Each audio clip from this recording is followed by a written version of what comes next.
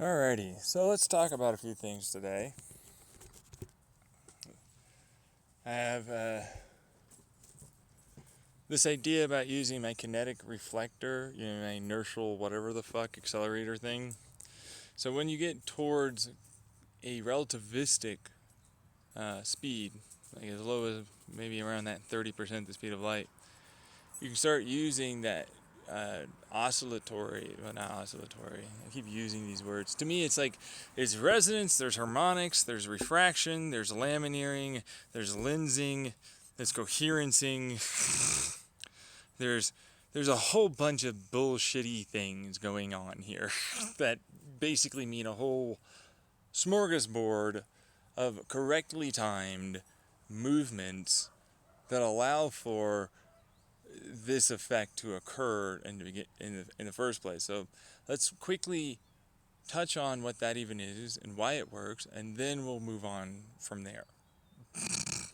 Okay. So using a positively charged static field potential with, let's say we have steel. All right. And then we have it in a millimeter precision size, slice in between this electromagnetic directed field with inside of that millimeter slice. But we're not really fully uh, doing that justice for what it is that we're going to talk about for magnetic field. Okay?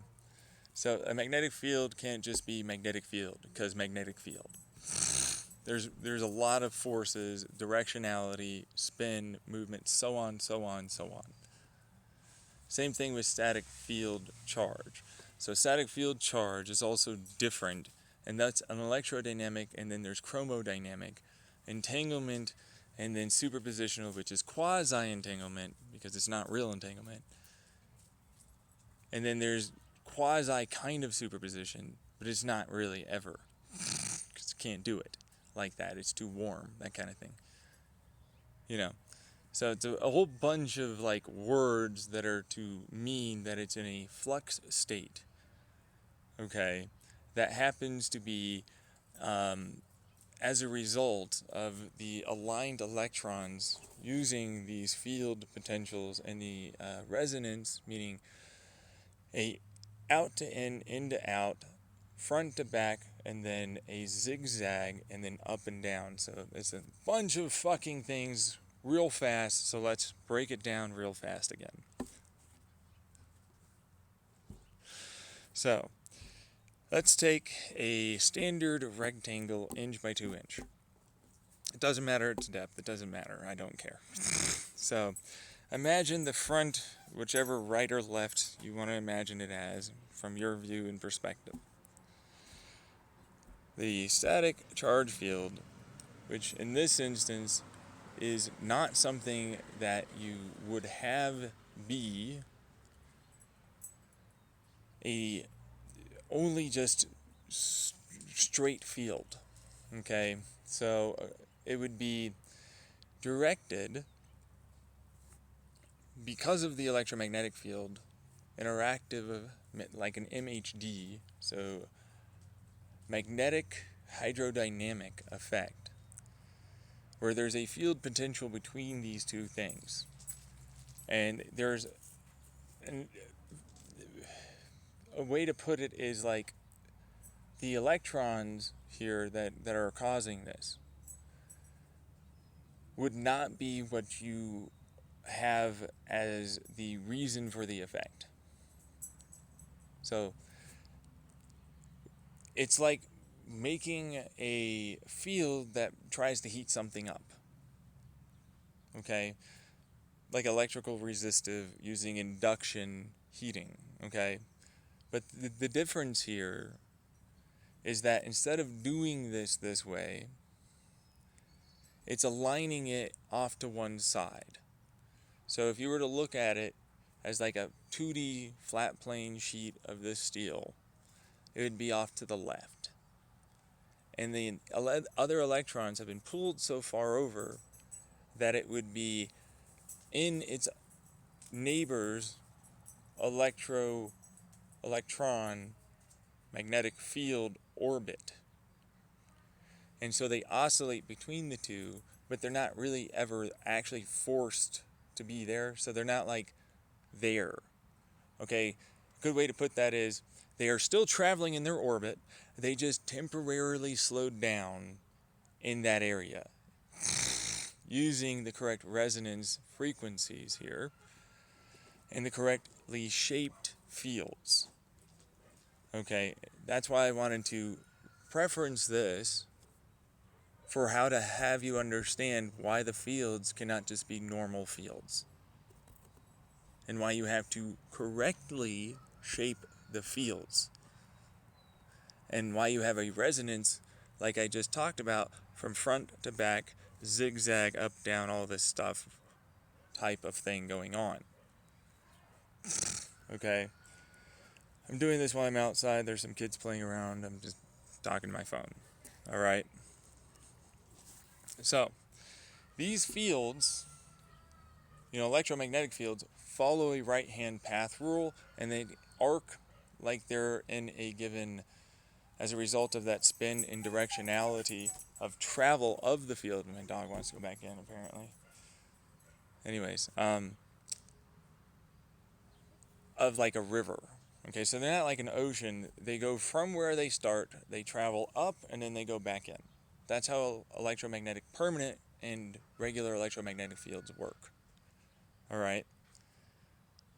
That effect has to be changed to a more like a toroidal style electromagnetic field that's more vertical. Okay, give me a second. I have to get my dog back inside. Back to doing the laundry, and I'm trying to fix my bike because I need to get a new crank and all this other stuff. So he's gonna go in here if my mom wants to let him in. She can let him in, that kind of thing. So, anyways, moving on from that. So by having it more like that toroidal pattern, but then how you have to make it align in a vertical sense is not the electrostatic or static charge differences, because that's a ground, the steel. Where's your dad? Oh, there he is. Come on. Come on. All right, so she found my dog. She knows I'm recording if she heard me. So that's something. Anyways, this one turns into coils that are meant to absorb electromagnetic fields with a permanent magnet shaped to help align. In this instance, I came up with a solution rather unorthodox in many aspects, with different materials, with permanent magnets and a coil style. Okay? All right. So a good way to put this is you're going to have to understand that this, while yes, sounds childish, is definitely the correct way to do this. All right, come on. Try not to turn it into a childish, funny ha-ha. Okay? So, utilizing a donut-shaped, like neodymium permanent magnet that has the flux field on the inside and then a flux field on the outside. So like where the hole is in the donut, there's a flux field going inwards and then coming back in to the ring around, and then another one outside. Okay, which that one's a very specific magnetic field while you make the permanent magnet, so on, you get it. But you can also make it with trapezoidal, several of them together, and then it doesn't matter. Point is, you get the picture kind of thing. Then you have a rod that is standard north and south, and then a bearing, sphere, standard north and south. And so you know where I'm going. It now makes a penis shape. Just, yes, I understand. You're going to have the donut on one side with the rod, and then the bearing on the other side. The tip of the penis. you'll have an electromagnetic coil that is vertically aligned with the shaft. Ouch! I can't take that shit. Sitting there playing on your phone is not treating him. Look at this. I had him out here. Skylar bit me. Okay, I'm sorry that she bit you. This is not, this is, look. Yeah, no. You have to tell him no, like I do. No. He's excited to see it, but you gotta tell him he's not to jump excited. on you. But he knocked her over. He's way too rough with her. He's They a got young calm puppy and down. Skylar's like almost 12. Huh? I'm sorry that my dog did that. I am training him. You For the are? most part, he doesn't get interactions with other dogs. He's with me most of the time.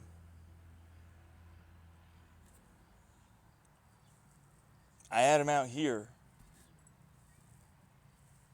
He was in there. Yes, unless you want, in case you wanted him to come in. Why don't you play with, teach him how to fetch? I do have him taught how to fetch. I'm currently recording something.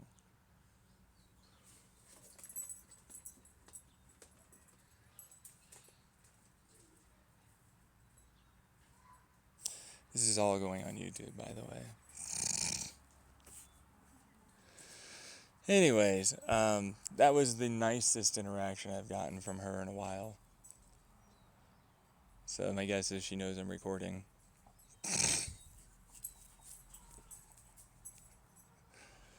Anyways, let's see here. Electrostatic. So this one, so aligned coil, vertical with shaft.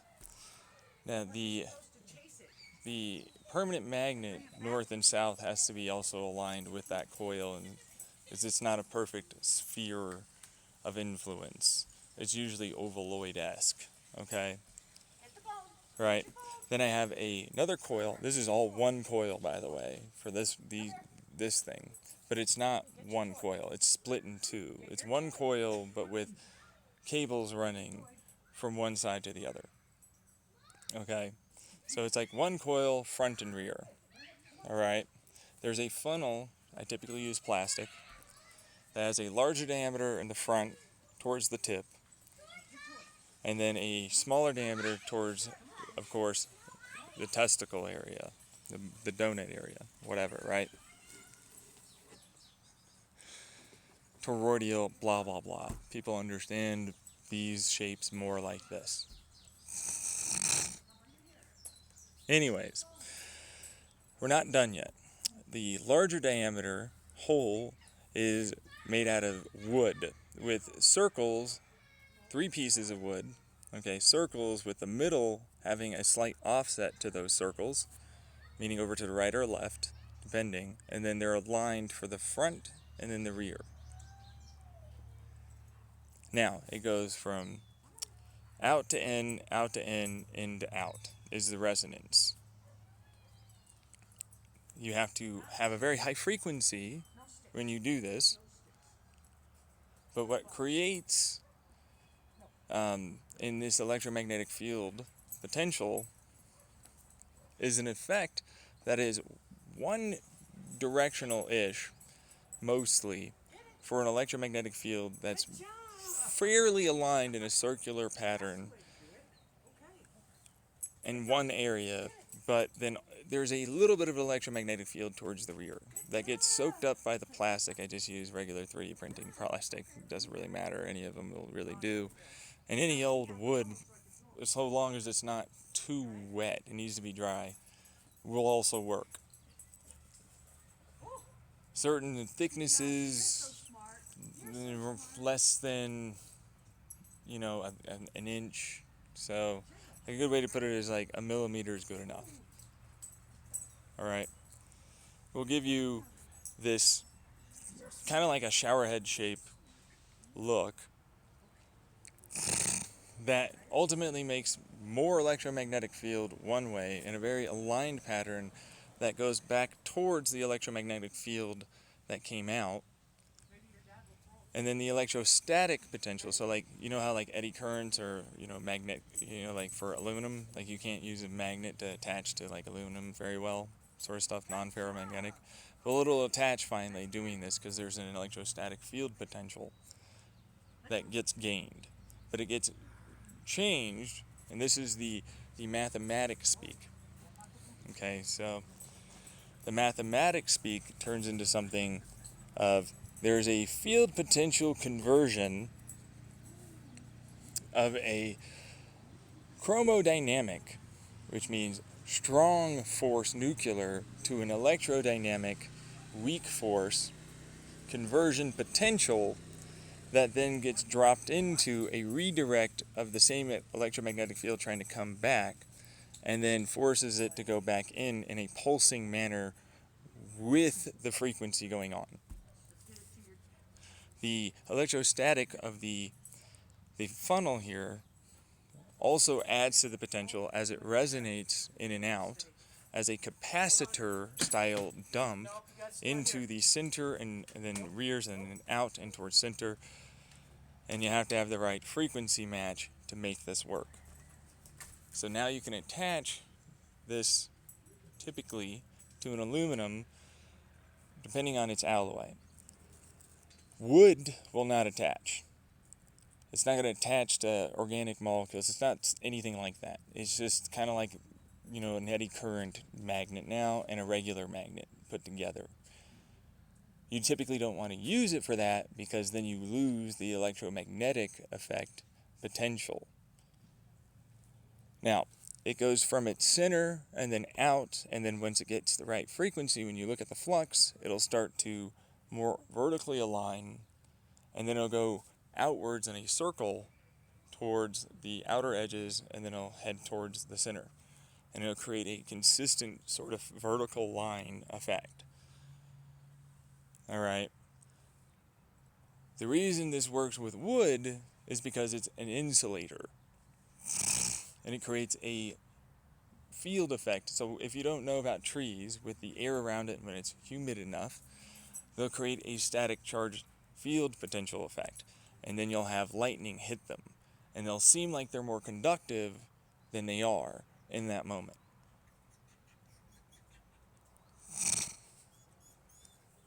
But they're not conductive. There's just a very strong field effect around them. So, as a result of that, I have now aligned an electromagnetic field. But it needs to be also situated in like a 9x9 or like that little rectangle I talk about sort of thing. Okay. Phaser, you need to be a good boy. All right. Phaser, no, you can't pull like that. No, Phaser. He just wants to say hi. We're gonna let him try. No. He wants to bite her. See? He doesn't. He likes to nibble because he's got. Yeah, but honey, he's biting. Yeah, he has border collie in him, so he likes to freaking when he's excited, nibble and bite. But he doesn't bite very hard. He likes to nip. For her, it's a lot. Yeah, but I don't want him to do that either. Okay? Be a good boy. Be nice. Yeah, come on, let's walk. Let's walk. You show your daddy you know how to walk on a leash. He's just fine on walking. You know what? Skylar, you want to come out here? Okay. Come on. You'll walk with us. But he has to stay on the leash. Thanks for helping me out, though. I said thanks for helping me out. Thank you for helping me out.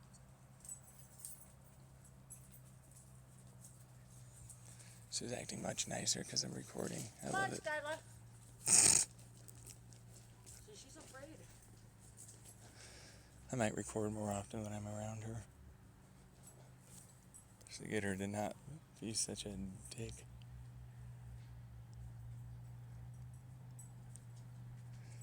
Okay. Can you sit next to Skylar without doing it? No. No pulling. Skylar, you want to try? You gotta be calm. Yeah, you can do it.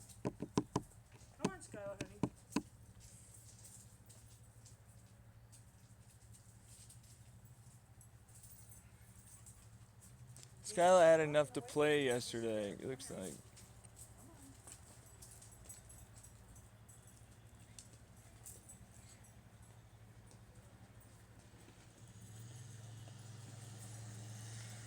This way. This way.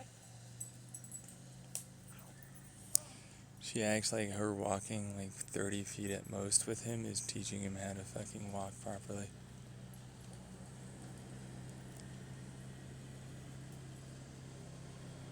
And then she'll come back to me. She did this at my apartment. See, she now... My dog, it's not a she. He now walks appropriately. See, he's not jumping or anything. It's like he's doing the same thing with me. There's no difference.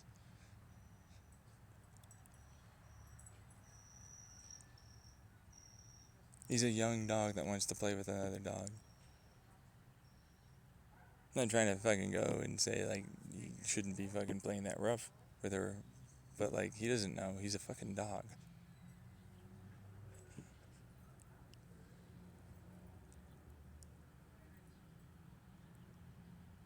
And that's the thing. Like, if I hold him on that leash, he absolutely will not do that. If we're in another place where it's like a trail or something, it's like he fights me to get off his leash.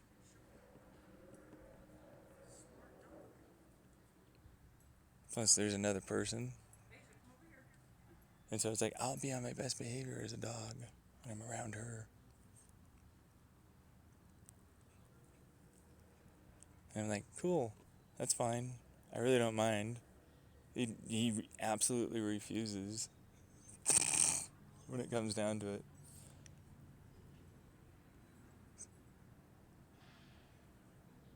The only thing I want him to stop doing is trying to jump up on people and lick them when he meets them. Because when he was a little tiny puppy, he'd get terrified and hide behind me, and then like start peeing. Now he runs up and he licks and he pees a little. It seems to annoy people. He'll even nibble a little bit. This is a whole thing because it's like, I'm terrified. And I'm like, yeah, no, I get you, but he's the worst sometimes.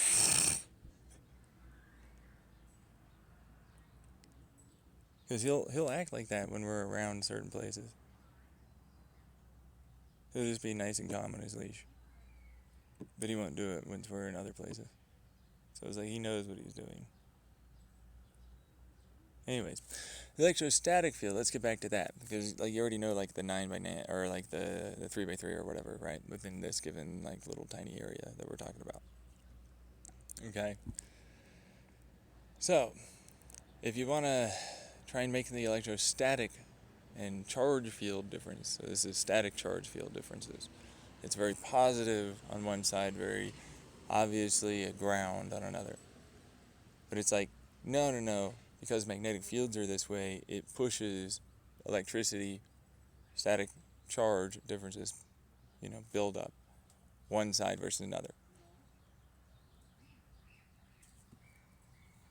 And so it'll never dump into in the electromagnetics because, of course, they have that field charge potential there.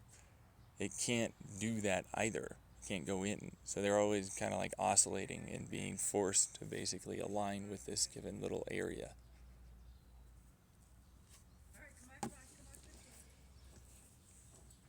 Which means they slow down temporarily here, and then using that kinetic potential, they then lost, meaning the electromagnetic fields and electrodynamic fields, I guess, at this point that's going on here, have drained their energy into being repulsed against each other. Destructive interference. But those fields cannot be as simple as you might expect. Obviously, you can't just have a buildup in one area. They also have to flow correctly, which in this instance isn't really flowing. They're in a state of oscillating back and forth and then jumping over from one area to another. So build up over here and then you basically bounce them by having them That's a good way to put that. Like, that's the actual electrostatic charge differences. Oh, shit. Gentle. Yep. Gen- Phaser. Yep. Ran over. She let him go. I'm gonna be scared of you. Anyways, so that's an electrostatic charge differences. But it's like that's also why it jumps over, meaning there's a connective, electrically conductive connective line between. And the reason why you do that is that allows for that area to have an electrostatic charge potential that's very consistent and will be kind of like an electromagnetic radiation field, but it gets statically fixed in a given area and then gets repulsed by an electromagnetic field like that. Well, it would normally, unless the electrons were there and they were trying to kinetically move. So because of this, that allows for that effect and exchange to occur. But if it wasn't like that, they'd actually attract each other. And they would constructively interfere in this instance and then produce an electron, virtual particle electron, okay, that would then travel and create a elongated electromagnetic field. So it goes up and then it goes off to, the side. So it's like a flat electromagnetic field. But it's like more oval.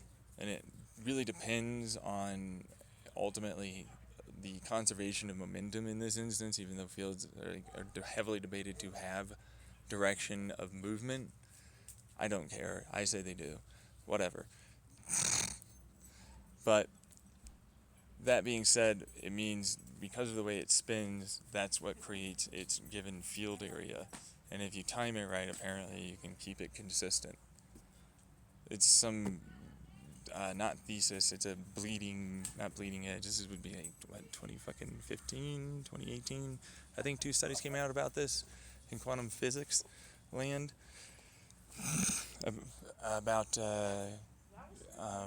electrodynamics, mathematics, and proving them.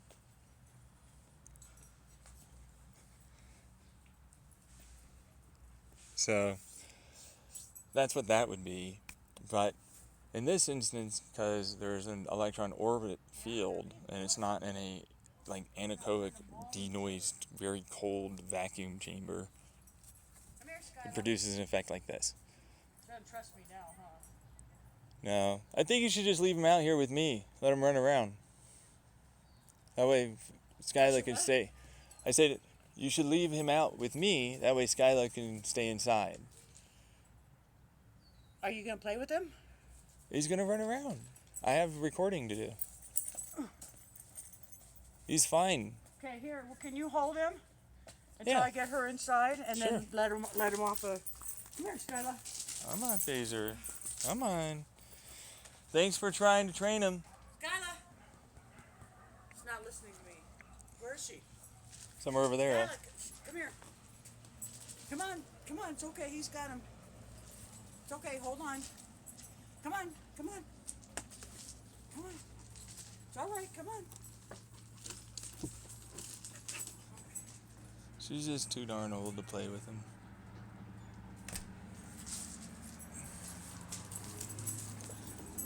For me, it'd be like, well, he needs a bigger dog and younger dog to play with, and he'd be fine. Skylar's quite a small little pug, basically, with an elongated snout so she can breathe. Then she's also nearly 12 or some shit. She's very used to being the only dog, and or having a cat that's around her. So that's it. And then a bigger dog would eventually tell my dog, "Hey, back the fuck off! I'm gonna try and bite you if you want to play like that." Which she can't really do very effectively because he just doesn't back down. I've noticed this with him so fucking much. My cat that I used to have, I had to give her back to my dad. She would use her claws right on his face. We wouldn't even fucking flinch. Like, he's got some fucking nerve thing or whatever going on, or just psychological makeup, or both. And just does not care at all if you bop him on the nose, or if you tell him no and then he kind of like other way. Even if you're like bad dog, he doesn't give a shit. Then on top of it, it's like those claws come out. Whatever. But like, if it's a big enough dog, he'll fucking cower. Like, he's a little troublemaker kind of dog. You know. But I love him.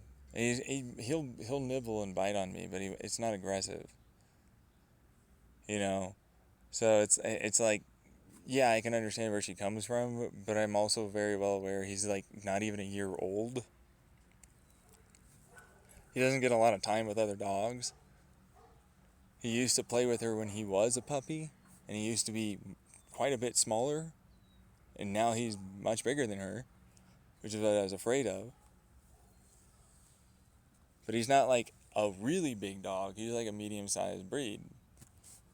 He's got like Border Collie, Shiba, something together with whatever he is, and his husky as well, because the lady was like, yeah, I have a husky that got pregnant, and they were just giving away free puppies. So, anyways, don't really need to explain that too much, but like the basics of it is like he's still like a little tiny puppy in his mind. He doesn't understand, except for when it's him, how terrifying it is to be on the receiving end. You know what I mean? Like, he doesn't grasp certain things, and he needs to play with other dogs that are his age and around his size versus her.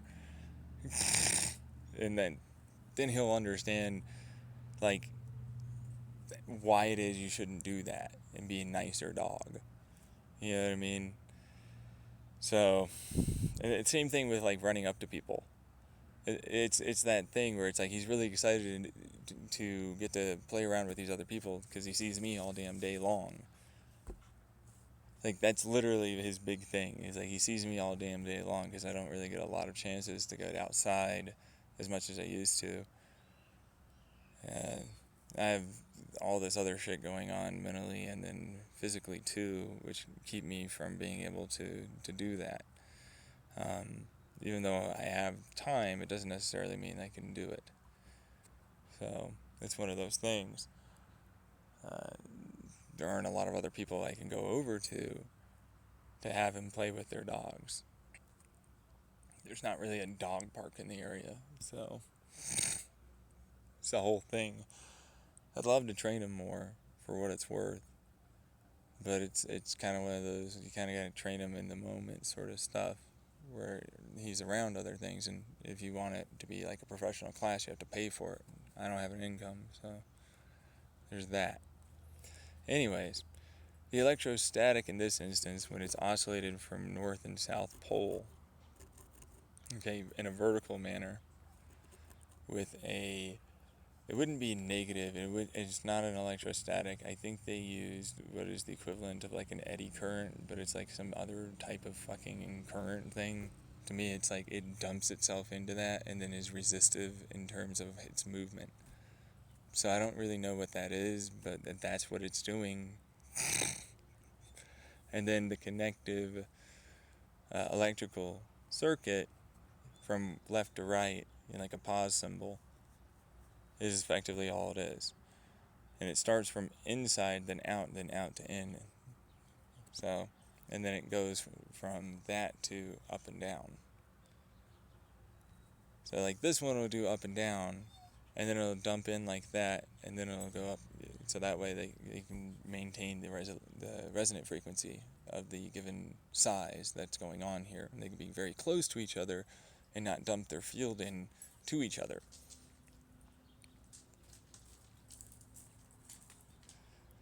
Which makes them far more viable as a design feature instead of a detriment to what the effect is that we're trying to create here.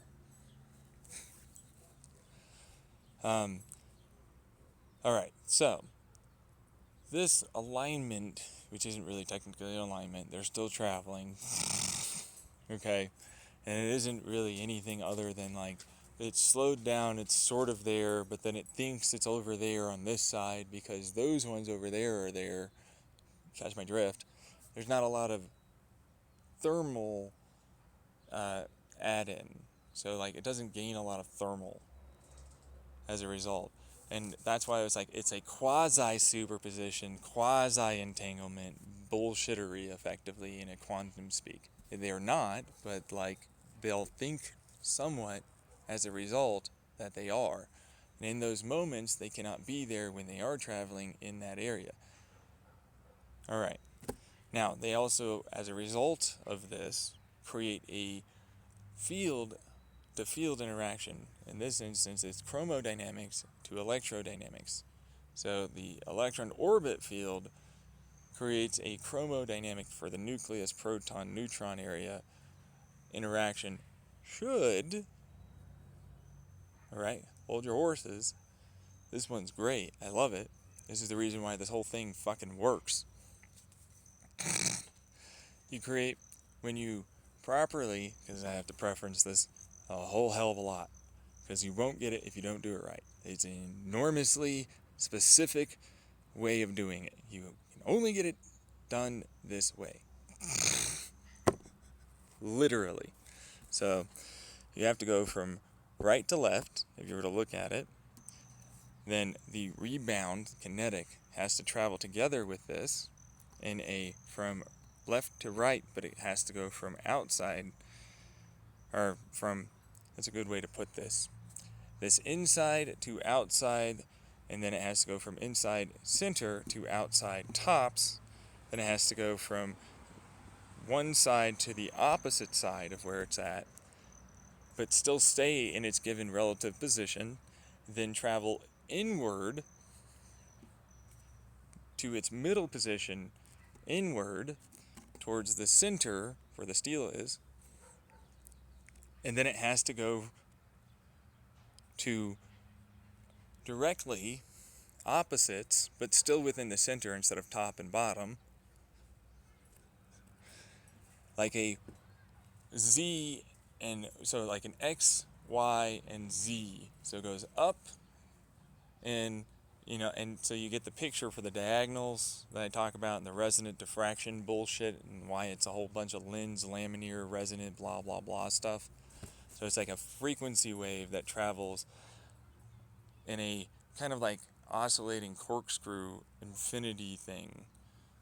This is a very odd way to phrase it, because hold your horses, that's right, this does just travel from its like a circle in this instance for the effect, the field effect that we're looking for the electrons, from right to left across the entire area.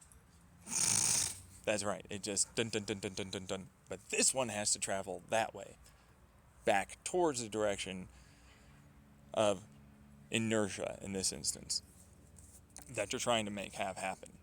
Because this will have a linear type of acceleration, and of course there's an opposing. So this opposing then gets redirected, but you use energy to redirect, not just with a kinetic like diaphragm at the rear, which would be like a multi-stage diaphragm that's oscillating correctly with this given frequency.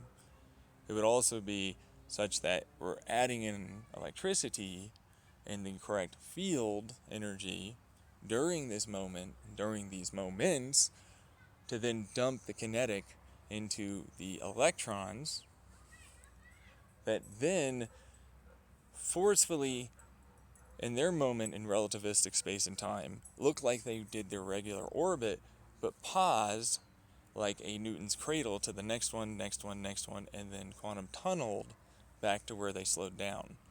Because they never technically, quotation marks here, moved. They gave up their potential energy, but that potential kinetic energy got then transferred in an electrodynamic field, because that's what that would be, into the nuclear chromodynamic field. That would be a strong nuclear back down to a weak nuclear, and then it changed like a exothermic reaction exchange with electrons that then creates a kinetic potential that then got aligned appropriately with the electron orbit, electrodynamic field, that then makes it travel in the direction desired. So when you correctly resonate and time this, it goes rearward, then gets hit, and then it gets hit again, it gets hit again, it gets hit again, it gets hit again, it gets hit again, because all that rearward directional force, kinetic potential, got redirected into forward kinetic. It has a degree of efficiency loss, okay, and you have to put energy in to make this happen, so you're not getting it from nothing. But as a result, it has mostly a forward directional travel. Okay? With the caveat being, it's not really forward. It's whatever the aligned poles, or not really poles, this would be the electrons. So whatever the alignment of the electrons are in its three-dimensional space of orbit would happen to be. And because, again, this is a relativistic style here, that nucleus in orbit moved this way, okay? It never, technically speaking, did much of anything. Like a good way to put this is like it didn't move.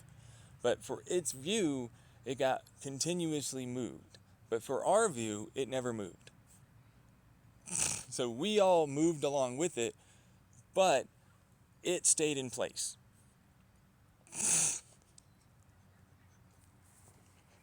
Which is why it's like, this is a whole bunch of kinetic thermal realignment. That's why I call it thermal. This is why it's thermodynamics. I created a pressure wave oscillation redirect that forces the nucleus to basically move forward for its kinetic potential. And then there's a lower resistance one way and a much higher resistance another way. And so I can keep redirecting that force potential, kinetic force potential, back into the direction of travel desired. My dog wants to go back inside, and my mom would be terrified and pissed off, and I have to listen to that. So, there's that whole thing. I have to go get the rest of the laundry done anyways. So I will put this in a pause, and I'll be right back, because we're going to talk about, so hold your horses here, how I can curve space and time once you get towards relativistic speeds. So because it's kinetic movement of these things, as space and time curve, the kinetic movement can curve with it, which means I can create the lensing, resonancing, coherenting, acoustic pumping, diffracting, expanding, and the rest of the shit that this would be of space and time, which would be field potentials, is what I go with. Like, there's a nothingness point and then a whole bunch of field potentials which then interact in an entropedic manner for time, which is what they go with for their mathematics, although they don't call it that, I think. They use some other fucking stupid language, but it's the same thing. And that's what space ultimately is. So, there's that part. So, as it realigns, gets sent in a kinetic-like fashion, and so what that means is there's basically a near vacuum in front of it of field potentials that then got curved backwards, and so you slip through, quotation marks, but you're not really slipping through. It's like you're pumping, but you're really kind of just, like lensing space and time, which is why I call it lensing and then lamineering, and I call it a Lemke principle. So I'm dragging it in like Bernoulli's and Venturi's, using curvature of space and time, and then it creates a redirect, longer rearward, opposite to the direction of travel, then forward, greater. And now we're talking relativistic speeds. So like you have to start having really high speeds to do this. It doesn't work otherwise. Although unless you have enough energy to try and do that. And if you do, then you can do that. But if you don't, then it's give it a rest. You can't. So, anyways, you get dragged along that redirect kinetic, and you go at around the 1g acceleration consistently. Is what I usually keep it at. Because you can modulate this effect. And it's no longer an Albuquerque because that requires negative energies and blah, blah, blah, blah, blah, blah, blah, blah. This one requires no special anything at all. Just proper movement. And it creates the effect. And for what it's worth, it's not a tunnel anymore. No warping or wormholing is occurring. You essentially create a pocket vacuum dimension, which is like a way to describe it. But the way I described it is like, you know how like a dolphin undulates its fins and then like a worm eats some food in front of it, the earth, and then it like wiggles forward and it makes itself smaller in one area and then, undulates properly. Same type of effect. That's what it's doing. It's like I am slipping in between the literal space and time around us, all the fields and shit. But you can't interact with it, and if you try to interact with anything in the rear, you'll be destroyed. And so it's effectively empty. You can't see anything until it's very much at the rear. Like, if you were to look at it as a 100, like a straight line, it'd be a near, like very acute angle at the rear of that straight line rod that falls off, and you'd be in front of it. You would be traveling faster than the speed of light, but not in your perspective, and for anyone else that looks around, you didn't exist and it wasn't there, because you never really interacted. You just simply bent yourself. But you would immediately basically create a virtual, which contains all the information in between that little pocket area, that would immediately dissipate because it's virtual, and then anything in the rear that touched it would simply negate the effect by dumping all of its energy into stabilizing and not having it even there. And so it's like the cheapest, easiest, faster than light travel design. It's technically deadly, but you don't really ever actually have to interact. And you can't. And you would simply just reverse the effect, which is like the Star Trek speak for reversing polarity, inertial dampity blah. Which is basically all it would be. It'd be like, okay, that curvature now then goes to like circularizing its spin. So it would spin really fast. So a good way to put that is it creates a circle, and then that's, oscillating with inside of that for all the things that are there. And you'd slow down doing that. So like, because the energy has to go somewhere. But it takes energy to do that, and you all have to kind of do it together. But you wouldn't die, and you'd slowly fade back in. So you'd go from like, oh, I'm suddenly non-existent, you can't see me, although you wouldn't be there if you were trying to talk to someone unless they were traveling somehow as exactly as fast as you are, which would be impossible, so whatever. And then you would fade back into reality. As you would suddenly be able to interact, there would be light escaping, so on and so on. So, like, that's basically what that is for that effect. It would take a fucking large amount of energy to do it, but it's still the least amount of energy to make it occur possible with the safest form of travel possible. Laundry? Yeah, I gotcha. Alright, so she's taking her dog outside. My dog's gonna stay in here. Anyways, let's see here. So it wouldn't just be like a very significant in terms of like efficiency, I suppose, to getting faster in light. Although it's not very efficient for what it's worth.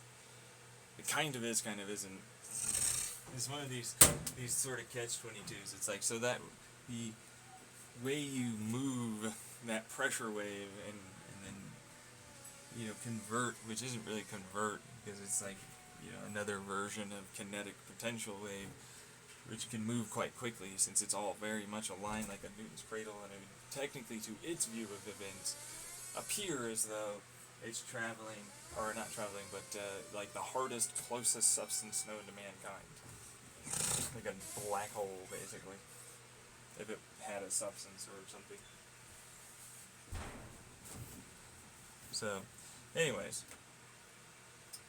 as a result of it doing that, which is cool and everything, but it has its own drawbacks. So, the things inside have to be made to travel at least nearly as fast as the things outside. Which is why, see, I was like, well, here's a way to make, this tick-tock, otherwise known as a tic-tac, alien technology work. They were like, it can't be done. Reddit was like, they wouldn't dimensional travel. It's so insane and impossible. We could never blah, blah, blah, blah, blah, blah. Stupid people sounding like they're smart somehow. Idiots just talking. If they fucking know anything.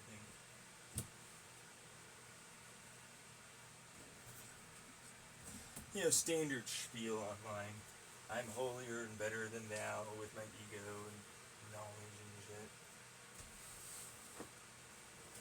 Anyways, that one always seems to irk me, so it tends to be a nice little trigger to a degree.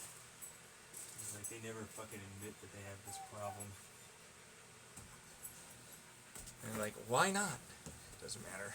Anyways, moving on. Let's see here. Gotta get the vinegar in this instance. It's got some stains. Coffee stains. Come.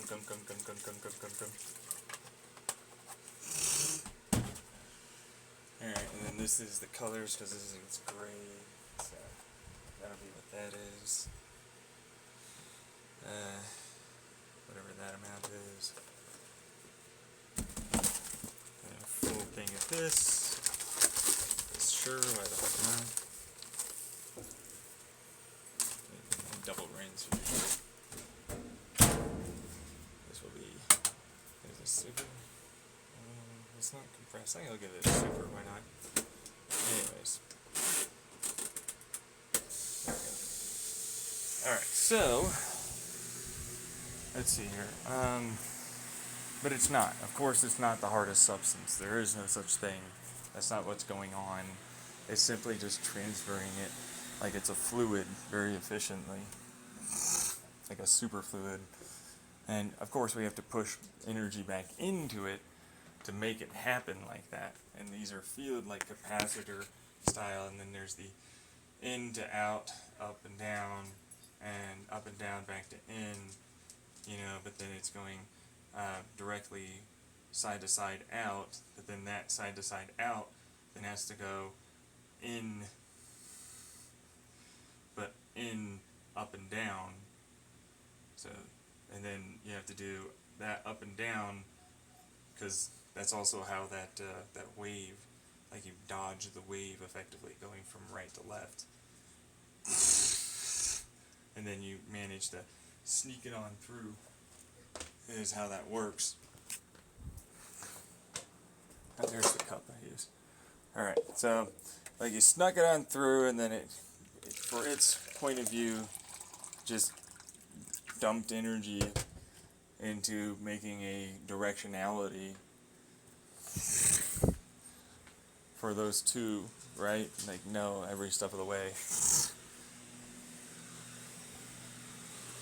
Like that pressure wave chromodynamic, but it's really not, because it's thermodynamics. That's why it's like, it's thermal, because it's kinetic. Which means kinetic potential, but the kinetic potential is actualized, except kinetic potential is not fully actualized, because there's conversions. And then, like, it has kinetic potential as it's moving the electrons, and, of course, the nucleus. So the nucleus is moving, that's moving, all the rest of it's moving. As a result of that moving, there's an opposite force that is captured and then redirected back into its forward movement every step as it oscillates around, effectively, the rear direction repulse force that you use. Fucking damn it, Phaser. Yeah, you want to jump right up onto me? Okay. Yes, you are such a nice dog. Anyways, it would be something that people that are more willing to be validated in the kept world that we live in, that are PhDs and physicists and blah blah blah, that could totally more say valid things than I do. That would say these word lingo phrases that mean these things, and then they would break that out as to what that is getting across and doing, that you would then go, oh, but I know that you know that it's right, and then we would agree to move forward.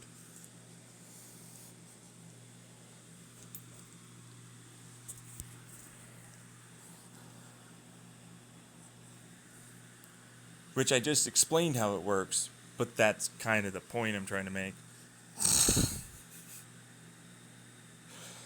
Basically, to perform work energy, I'm taking the electrodynamic, chromodynamic physics and energy mathematics and transferring it to a thermal kinetic potential field effect.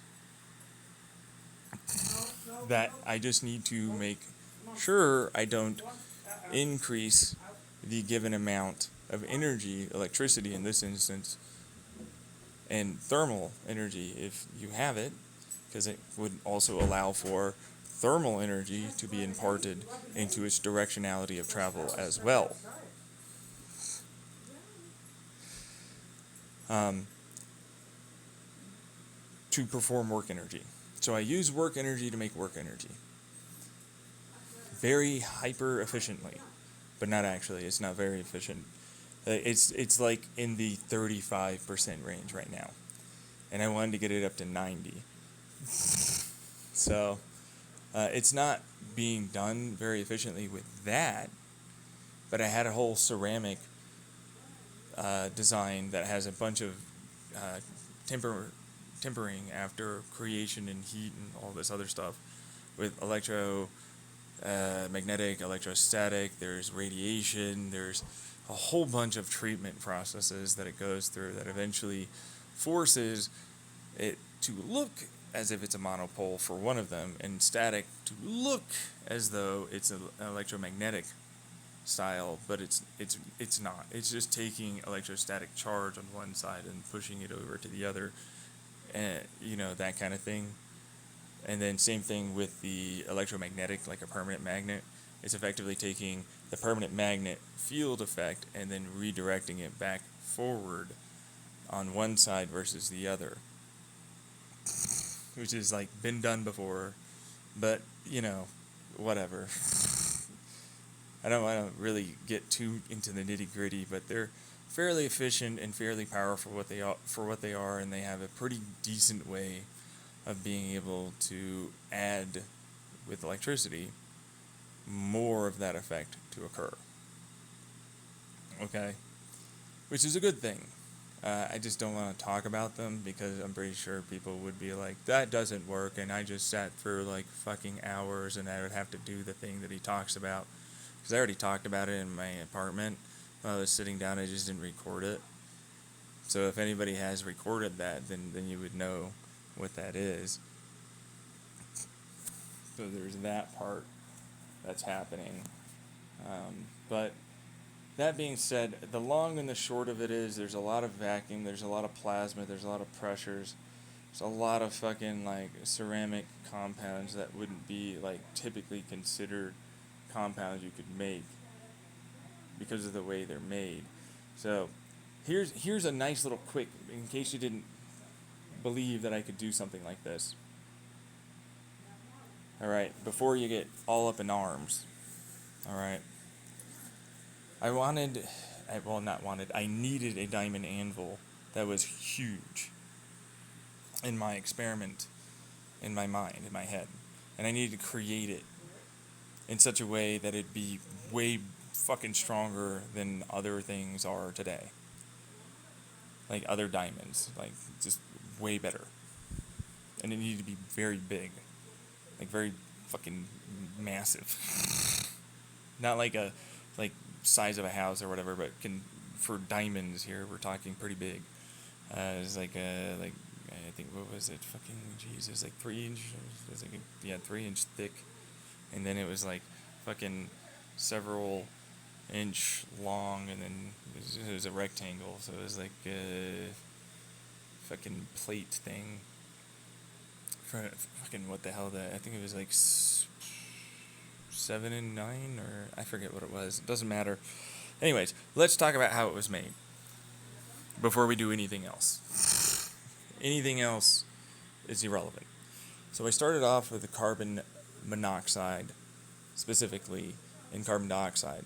In this instance, carbon dioxide that would turn into a brief period of time carbon monoxide that would then be removed and create a very, very specific type of crystalline structure that would be forced within inside of itself. And it's a whole thing, so give me a second. So using regular small little diamond anvil shit, I created a pump using that. They had to be clear enough that I had the ability to allow for lasers to go through. Now, I'm not using the diamond anvil in this instance as a compressor. Alright, in this instance, it's an oscillator which is a resonant oscillator, vibrator, frequency generator to highly pressurized carbon dioxide that I cannot allow for it to go into a state in which it is a solid. So I have to make it in such a way that it turns more similar, in its supercritical state as a liquid Bose-Einstein condensate.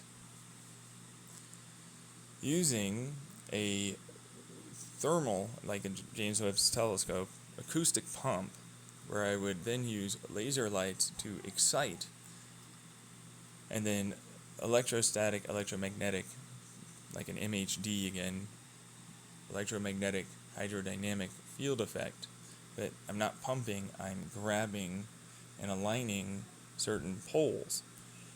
It takes energy out of the system while gaining a certain pressure field and oscillation control of that pressure field with the diamond anvil that helps force a very high pressure oscillation field effect as it's pumped in.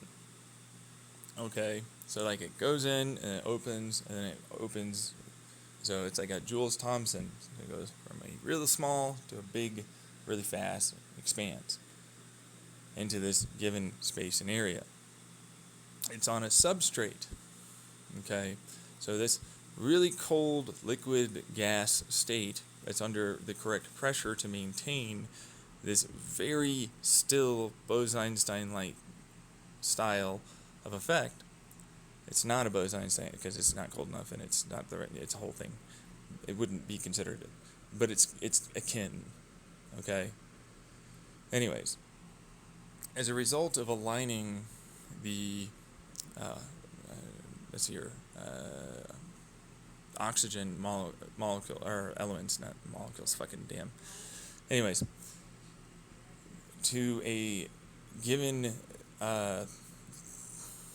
vertical with a weird spin, effectively. So it's like it's in like a diagonal spin type of thing, pole alignment stuff, where like this carbon's right here, and so they create this own version of it, slips in between each other, like graphene sort of oxygen, layer effect that's almost crystalline in itself, but then they move through each other.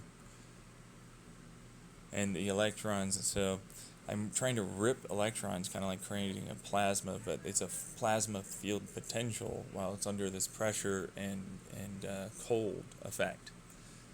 I then fire in, because I'm trying to force more electrons into this, but it wants to remove them given the right current, field effect.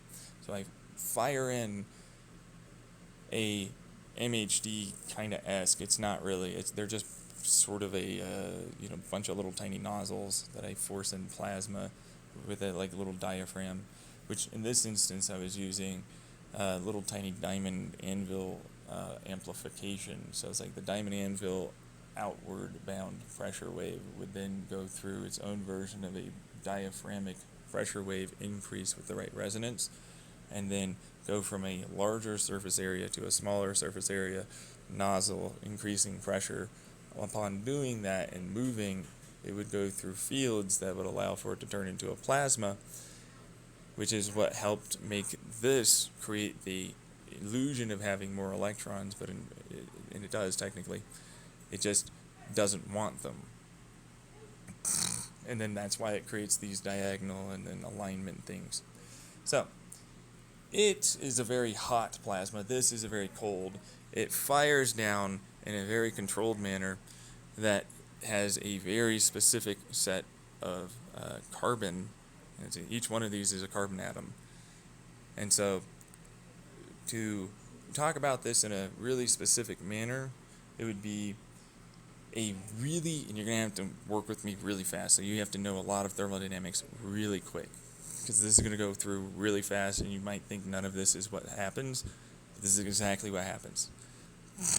Alright, as the charge differences force them to accelerate towards each other like magnets, then it rips off electrons, and then during that electron exchange, the quantum tunnel effect of the nucleus of the oxygen atom forces it outward bound, and then it picks up another electron from its previous oxygen neighbor.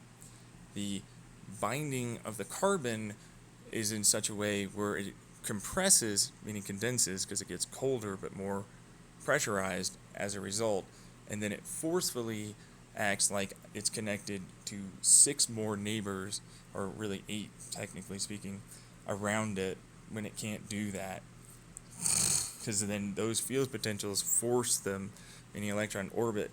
Covalent style bonds that wouldn't normally be there are now suddenly sprung up, and they exist inside of each other's nucleus area orbit instead of their electron orbit. As a result of that, the plasma level almost oxygen then rapidly condenses off and gets sucked out. We force in another set of carbon dioxide that's very cold, layers on top of it, and this substrate is basically just like nitrogen or some other thing that allows for it to sit. It's a version of a ionic style elemental gas that like constantly pole flips, but you don't need to, but like you could if you want to. It doesn't really matter. It's a weakly bound thing, and then once this first reaction happens, you then have to remove it, which it goes with the oxygen typically, and then it starts layering more and more of this carbon dioxide on top of itself, and it forces it further and further and further into every little crevice in its nucleus is practically or almost touching. And it goes from like this wider area to a smaller and smaller area. And so like when an ice cube starts melting, it's colder on the inside. But then also because there's a bunch of released photon energy during this, and we resonate photons, I briefly touched on it.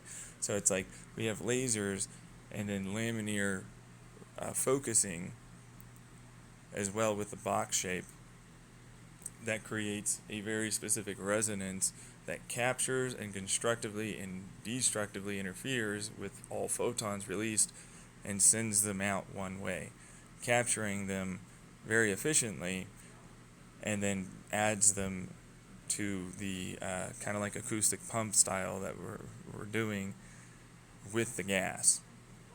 The gas has to be very quickly ready to be fed in because this effect is so fucking fast that you have to immediately start layering it. And so it gets built up very, very fast with pulses in this instance. And so you have to have a bunch of this gas. It then is sent using a bottom substrate nozzle area, but it also happens to need side fields along with nozzles to help essentially move it around to the top, to layer it right there in an ionic fashion, because it, in its mind, just lost a bunch of electrons, even though it's connected with the most amount of connections it could ever have, and it shouldn't be able to do any more connections. But for a temporary amount of time, it sees that. Now, this temporary amount of time is a few minutes, and so you have some time to put it there.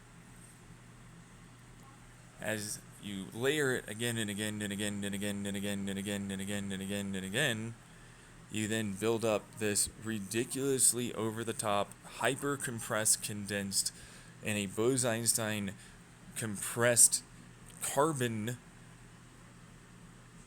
multi-carbon structure. So it's like there are crystalline structures that are not crystalline structures anymore, but they're interspersed in between, creating their own version of like a Bose-Einstein condensate movement with inside of the structure, density, layering, craziness that has like fucking, I think, 9 connections effectively to it for all 6 that it should only have. But then 9 is connected as well with 9 next to it. So like there's a lot of that happening. And then it gets compressed as it condenses, and it can't move anymore, and it gets colder and colder and colder and colder for the heat that it lost, and it will never hit absolute zero, so it can't do that because there's still movement, but it gets pretty cold. It's not even going to approach like what other people have done, so there's none of that, and there's no quantum tunnel energy available because it's being shoved away for covalent bond energy to keep it warm. Now, the reason why we have the potential charge fields of the electromagnetic and electrostatic isn't just to help it combine, it's to align and then orientate each nucleus and orbital field in such a way that it, as it shrinks and then it re-expands and shrinks and re-expands and shrinks and re-expands, it forces it to wrap around in its own version of like a sphere, ovaloid, puzzle piece manner. Kind of like there's this chemical that Action Lab on YouTube did that has like this field difference for this thing, and if you shine light on or you do something, it'll emit red light.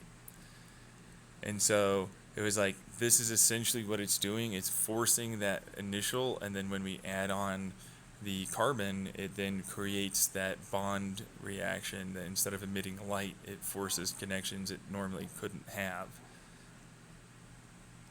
And then it does it over and over and over and over and over and over and over and over again. And so then I got like this 3-inch thick plate of carbon that's stronger, denser, and all that than any kind of super diamond could ever possibly think, or even polycrystalline diamond structure could be. As a result, it has this weird field that exists outside of it. So if you were to look at it really well with a decent sized microscope, you'd see that it floats past its standard electron orbital field. But the problem with that isn't that it's super slick. It's actually the opposite. It gets really hardcore frictiony. So that polycrystalline diamond is very slick and thermally conductive. This is insanely insulative. I fired like a bunch of radioactive gamma ray and alpha, beta, and all that particle stuff, at it, and it didn't flinch, didn't get radioactive, didn't get hot, didn't even fucking care. But it's like the energy has to go to something. I just never fucking figured it out because it doesn't have any electrical connectivity. So, but here's the weird part. So if you were to take like your phone, you angle it up vertically, and then you tilt it off to the right, and then you angle it down from that right forward a little bit. You know, kind of like, so it's like straight vertical, tilts a little bit to the right, and then that top left part of the phone gets moved downwards a little. All of a sudden, if you do it just right, you can see right through it.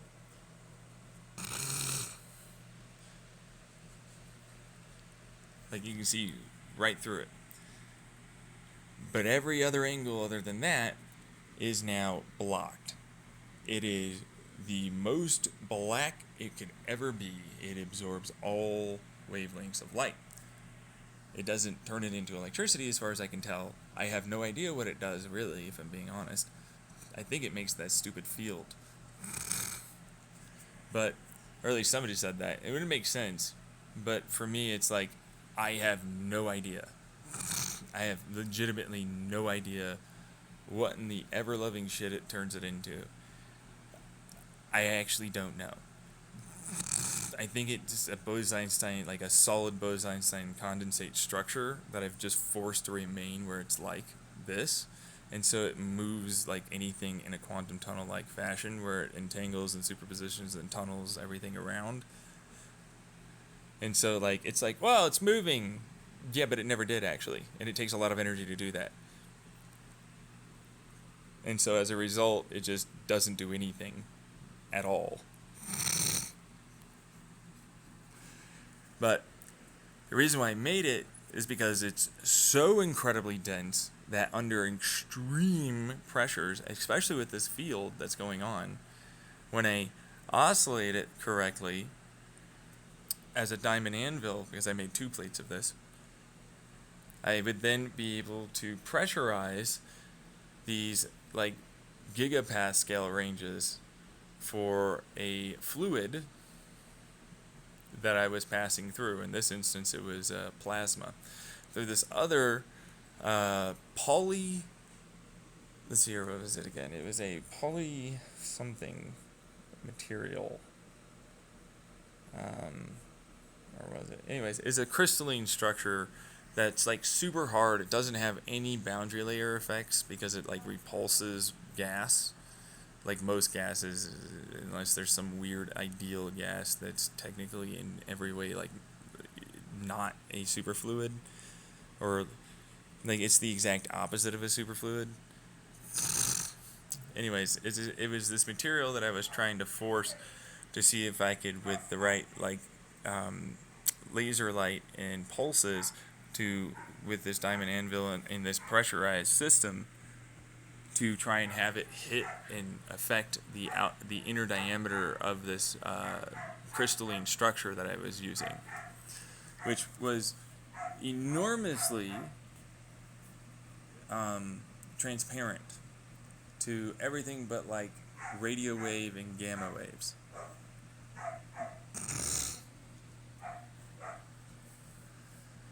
And so I was able to use this because guess what? If you need to know, now you're gonna know. It was a bendy crystal ceramic thing that I added because it can, with this other poly bendy like flexible ceramic thing with like the correct yellow, natural yellow light, weld this, flexible, kind of like a silicon. It's a bit like a silicon, but it was very, very tough and absorbed a lot of sound wave stuff. That would then weld, like it would just like combine, but it's entirely 2 different materials with just a little bit of laser light. Anyways, in a fluted manner. Okay, so the small diameter, big opening, little channels with the thing that I talk about for oscillations and frequency and flutes, channels on the inside, but then as like a horn effect. But yeah, you guessed it, like there's certain sizes of these little ridges with inside of it that would then also have this like little like flare out tip at where it was welded to allow for that pressure wave to not want to come back. Anyways, you're guessing, and you're wrong probably, unless you guessed ear tip. They were for ear tips. That's right, they were for my IEM ear tips that I was making. So that way I wouldn't have any boundary layer pressure losses for an ear tip, which would have a 3-layer design. So it would go around like a little mushroom tip or whatever, or bullet tip, but then it would have these little inside diameter circles that go to the tube, and there'd be 3 of them. The one behind would be, so there's like the first curve, and then you have 1, 2, and 3.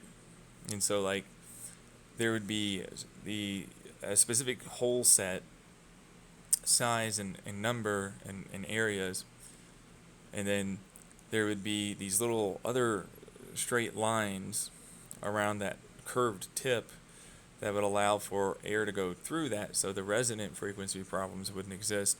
But then it'd go to another one, so like the material itself has a certain thickness and a certain hole size and all that, and then it'd go to another one that's again and I would get high, medium, and low frequencies to be absorbed and no longer move.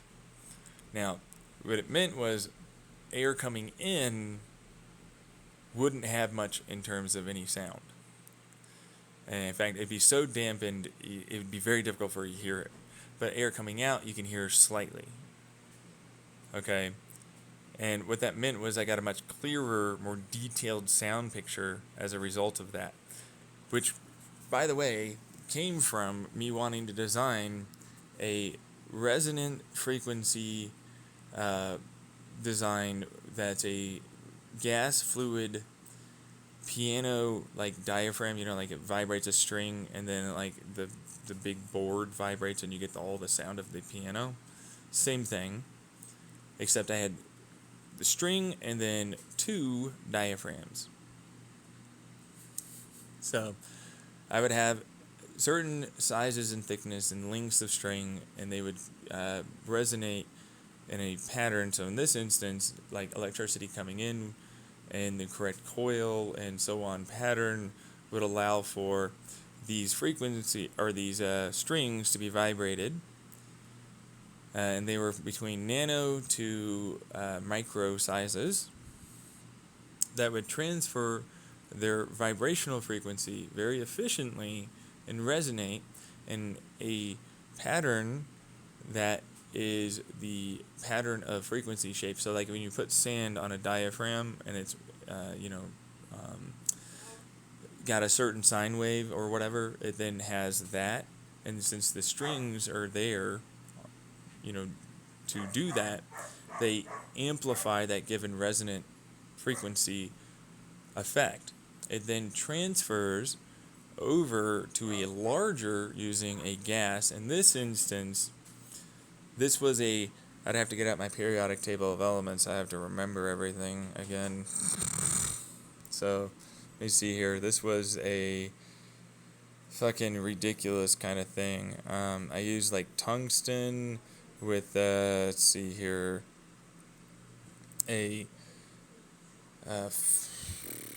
fucking Christ. I said it while I was in my apartment like a couple of weeks ago or something. There's some point, and a whole bunch of people were suddenly around listening at that point, and they annoyed me, and I got pissed off because they kept fucking with me while I was doing it. So, I believe it was tungsten with a fucking shit. I think it was iodine, and then it was an oxygen, a couple of oxygens, and then I had let's see, what was it? The fucking zirconium with a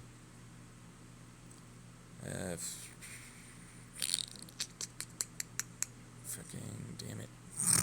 I think I used noble gases on that one. I think I used like argon for that. So I had like a zirconium, like several argon, and I think a chlorine or some shit attached to it. I forget what it was. I don't think that's actually what that was, because I was like, wait. There's like a bismuth one that's there too, because I wanted the weight of that bismuth to be like attached. So like that tungsten, I think I removed. It's like a bismuth tungsten, oxygen, chlorine or something like that. Doesn't matter. Point is, it's like they were very, very heavy elements that I combined with enough gases to make them into a fucking gas. That's effectively what it was. And then I had a brain blast, Jimmy Neutron style, ha ha ha. And then I decided to put in a highly, well, at first it was radioactive. I wanted to use a radioactive isotope of something for what it was worth. Because it works very, very efficiently, and it's only one singular atom of it. So it was like 33, like everything was 33%, except for there was one atom of I believe it was krypton or something, xenon or krypton or some shit like that, like a noble gas. Like whatever the ratios were, and then like to make it so that way it's an actual 100% one singular atom of that shit. Because I hate that stupid 9 repeating crap so much. It bothers me. So, anyways, it's like, I have to remember, man, it's been forever. I did it back then and I knew it worked. And then same thing with like the flexible like material. Okay, because we're talking about the gases right now that's inside of that. And so I had them also go through tubes that would then, first off, because of the compounds that are there, they create easy electrostatic differences. And so like the vibration of the string, and those become a pump, and they get hot, and then they join in to the resonant pump frequency, and then bounces off using the charge differences of this. We use metallic glass in this instance. Well, combo is a composite of metallic glass, like silicon dioxide, and then quartz. So like the combo would allow for very easy styles of frequency matching for human hearing. That would be very well transferred.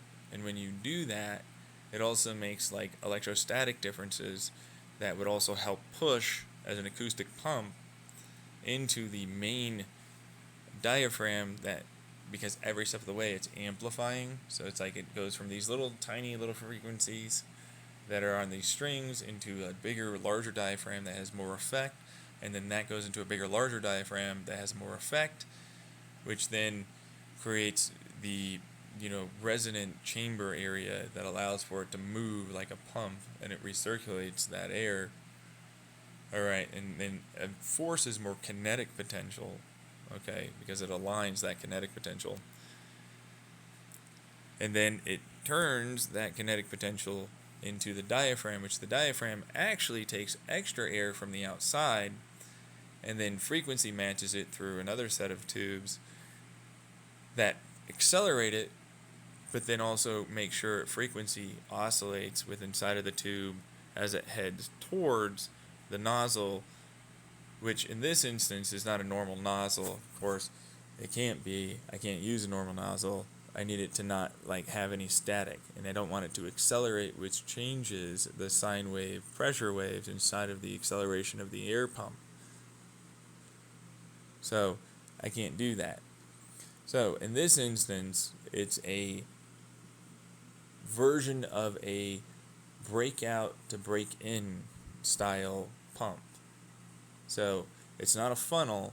It takes several pressure waves, turns them into a much faster moving set of pressure waves, that then recombine in a constructive and destructive effect at the nozzle tip that then combines to this ear tip, which it's still flexible, kind of like a fiberglass, because it's thin and it's been made to be flexible thanks to those little channels and grooves. Even though it's vertical, it also has the horizontal and diagonal stuff. And so that means it flexes because it's thin and it has thinner areas around. Now, the way I made that, very clear, transparent, incredibly hard, harder than the 6 connected diamond thing, crystal stuff. Like it's connected in 6 sides. Some meteorites or something have it. I don't know. Anyways, point is, it's like it's harder than that, but it's like it's using very weak, incredibly, like not hard and very like crumbly sort of minerals. So I went over like a whole bunch of shit, but it's effectively, so during the monsoon dust storm seasons in Arizona, there would be a significant amount of one of these minerals in the air. But it isn't quartz and it isn't silicon dioxide. And I forget what I said, but I'm pretty sure it's like an R that it starts with. There's another one that's you know how magenta is like a combination of 2 colors, and like we don't really have what that color really is, and we interpret it to mean that. Same thing, but this one's a rainbow effect of that. An iridescent rainbow effect gemstone of this. Well, it's not really a gemstone, it's a mineral, but whatever. And then we have like another one that's transparent. Okay, but it was used by some king briefly because nobody else apparently had it or whatever in the United Kingdom, and then their whole thing went down, like their whole economy and like kingdom kind of went down for a bit. So there's that. I forget what it was I stated, but it was like during the early days of United Kingdom, so it was like have fun with that. And then there was another one. This one was like freaking shit. I think it was like some freaking metallic color or whatever. Like, You hear my phone? no. Okay, hold your dog. You didn't hear it? No, I don't. Oh my god, this thing's huge. I know, it gave a little lecture in case John has something. Hey, thank you. No, I'm good though. I ate before I came over here. Thank you. Say Phaser. hi. Hi, baby. Hi, you're okay. You're okay, baby. Alright. No. Alright. Come on. There you go. Good boy. Let's see. That's good. Alright, so what was the other one again? I forgot what it fucking was. I think it was like a gray or something, black and white, or the other one was like I don't know. Man, it's been a long time. It's been weeks since I've talked about it or thought about it. So, anyways, what am I doing? I can't quite remember, but it's like it was a really simplistic fucking way of putting it together. For what it was worth. I mean, if you have the recordings or you were there somehow, some way, and you know about it, then like you'd know about it. But the basic premise of putting it together is the equivalent of like you heat it up. And then you pressurize it, and then you introduce it to a vacuum with a nice electrostatic shock during that moment.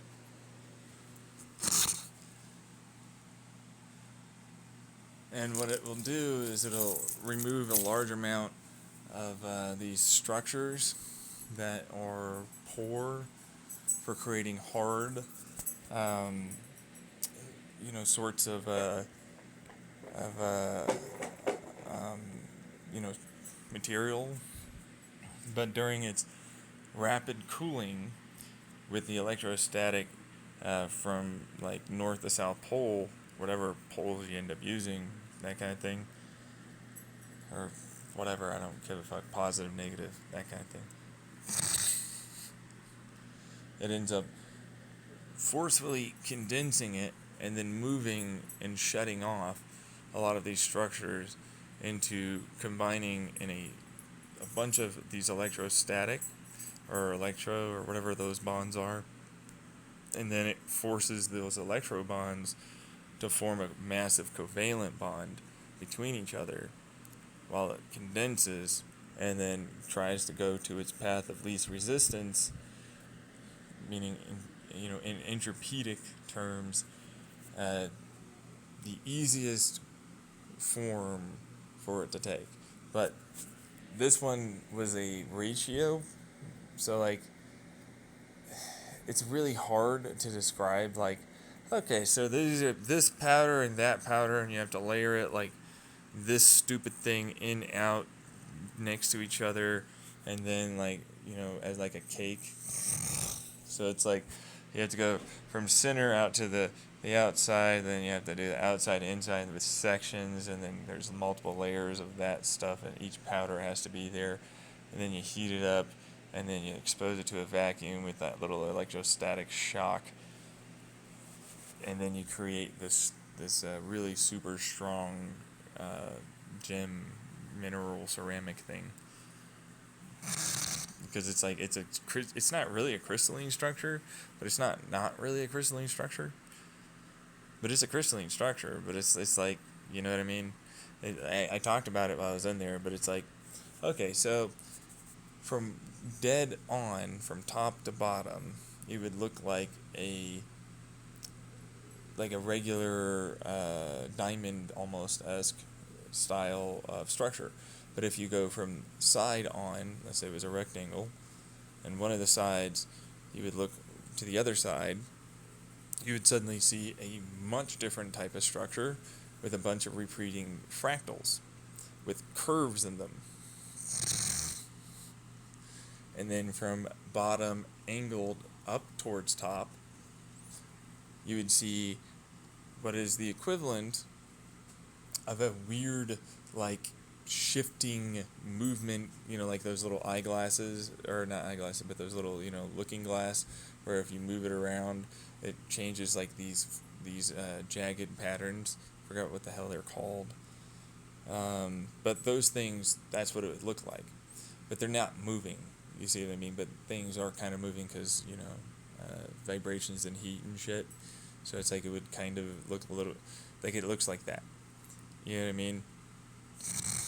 But the reason why it does this is because it forms multiple curved structures. So it forms a bunch of curvature, like crescent moons, that are spheroid and then have intersecting styles of crystalline structures throughout, and it creates a lot of tension, like springs, like those tongue depressors or whatever, or popsicle sticks, where you slide them next to each other, but then you do and it unravels. Kind of a similar thing, or like it's curved like this, and then they're under that kind of tension, but then that tension is then supported not just by the outside, but by a whole bunch of stupid field crap that it forms thanks to the electrostatic shock and then the compression. As a result, it forms multiple structures that are supported on all directions that are incredibly hard and very difficult to break. It has a wonderful amount of flex until it'll snap, and then it has a decent amount of stretch until it'll just rip apart. And it also has an incredible amount of compressive strength. But the reason why I made it and hardness, of course. It's very hard to scratch. Right. The reason why I made it was none of those effects. I noted that it created a literal field effect around it that has a repulsive effect for gases. Most gases that are in our atmosphere will be repulsed by a pretty good chunky little margin. They will practically turn into a near superfluid like state. It's not a superfluid. They will absolutely touch the sides. That's why I made the diamond anvil, because I was trying to shove a bunch of heat and pressure and then like this oscillation resonance frequency to try and take from the center core and then bring it out to the outside of the inside of the diameter. So that kind of thing. And then try and get them to touch. Like actually have the electron orbital field area be a thing. And so I measured that at a few hundred gigapascals, and like the equivalent of a super like giga level of like this IR energy laser to try and force it like an optical tweezer off to the sides. So that way I could test when it would actually hit. And it'll hit just one. One atom will spike wave every so often in a quantum tunnel like effect into hitting it.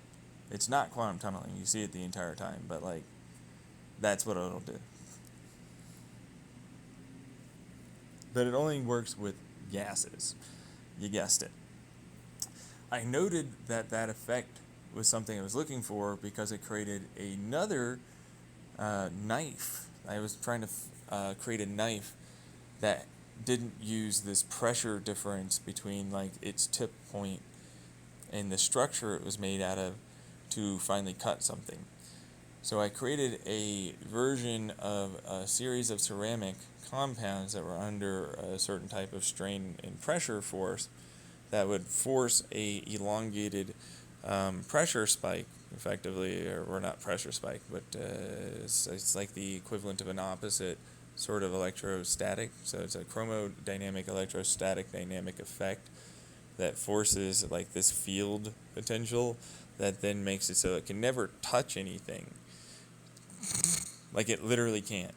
But it'll cut through literally any material with next to no force automatically. Although if it gets cold enough or hot enough, it can't do it anymore. But we're talking like it's plasma now, or it's plasma just in a different way.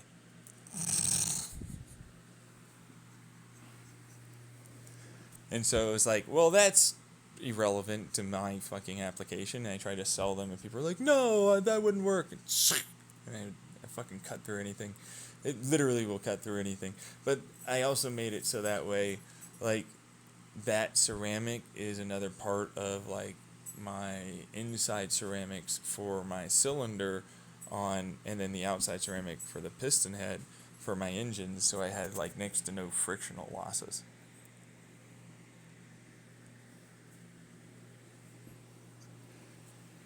That one was a really neat one, so I'll describe that one really easily.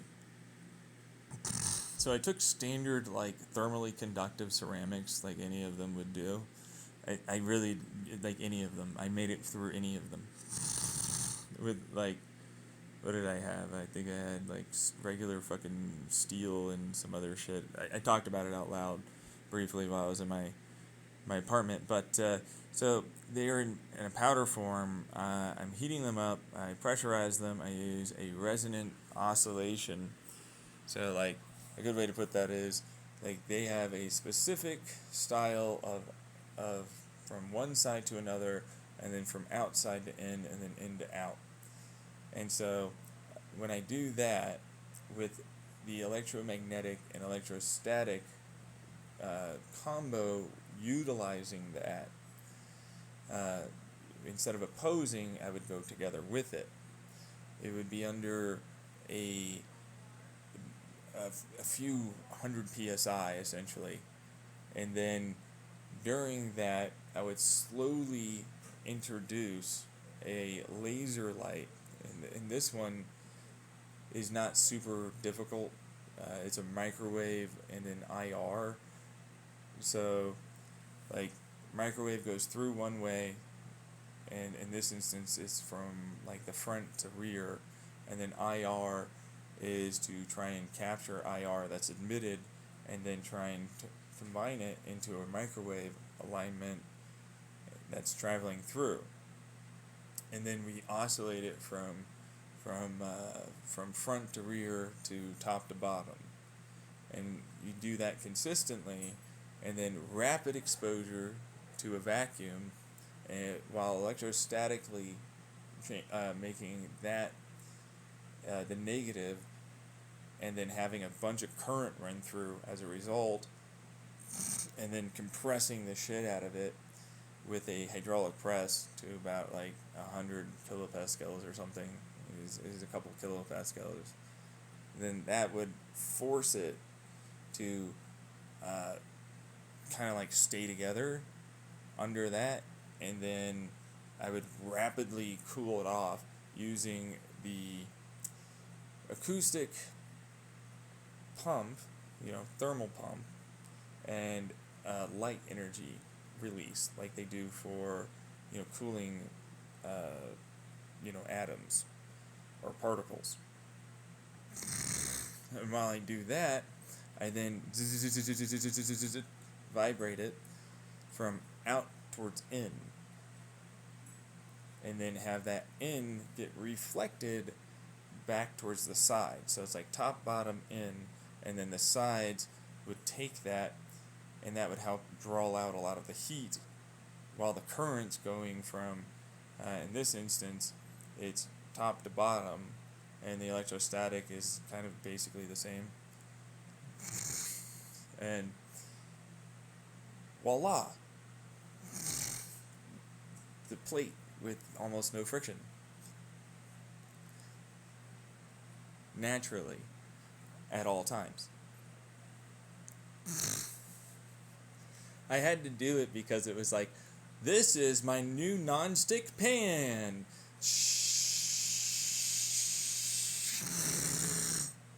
It's super hard. And here you go. Have fun. It works with induction. It works with conduction. It works with convection. It works with all the IRs and microwaves. Go for it.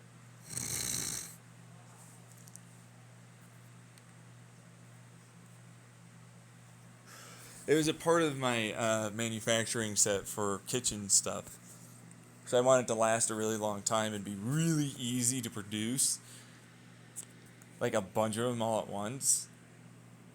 Because it's like, well, this is a bunch of fucking thermally conductive fucking ceramic, and I don't care. And here's some fucking stupid ass stainless steel or whatever. You don't really need to care that much about it.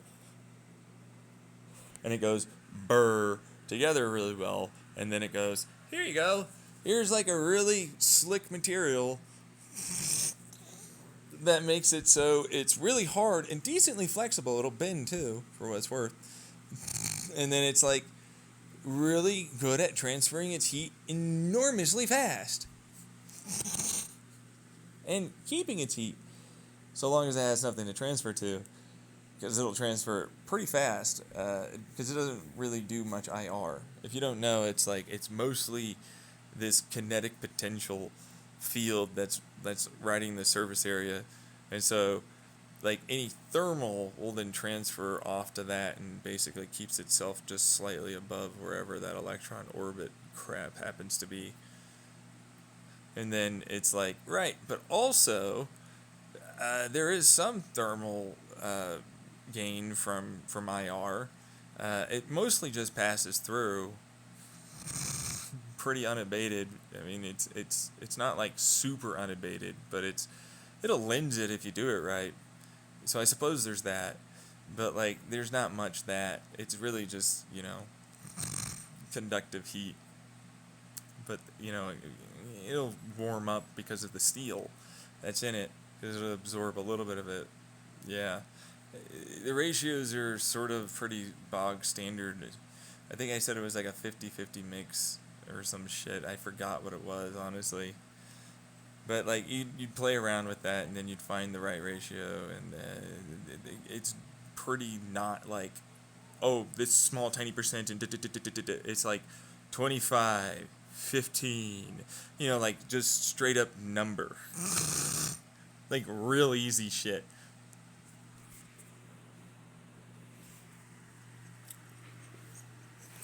And as a result, it's like, there you go. It's now done.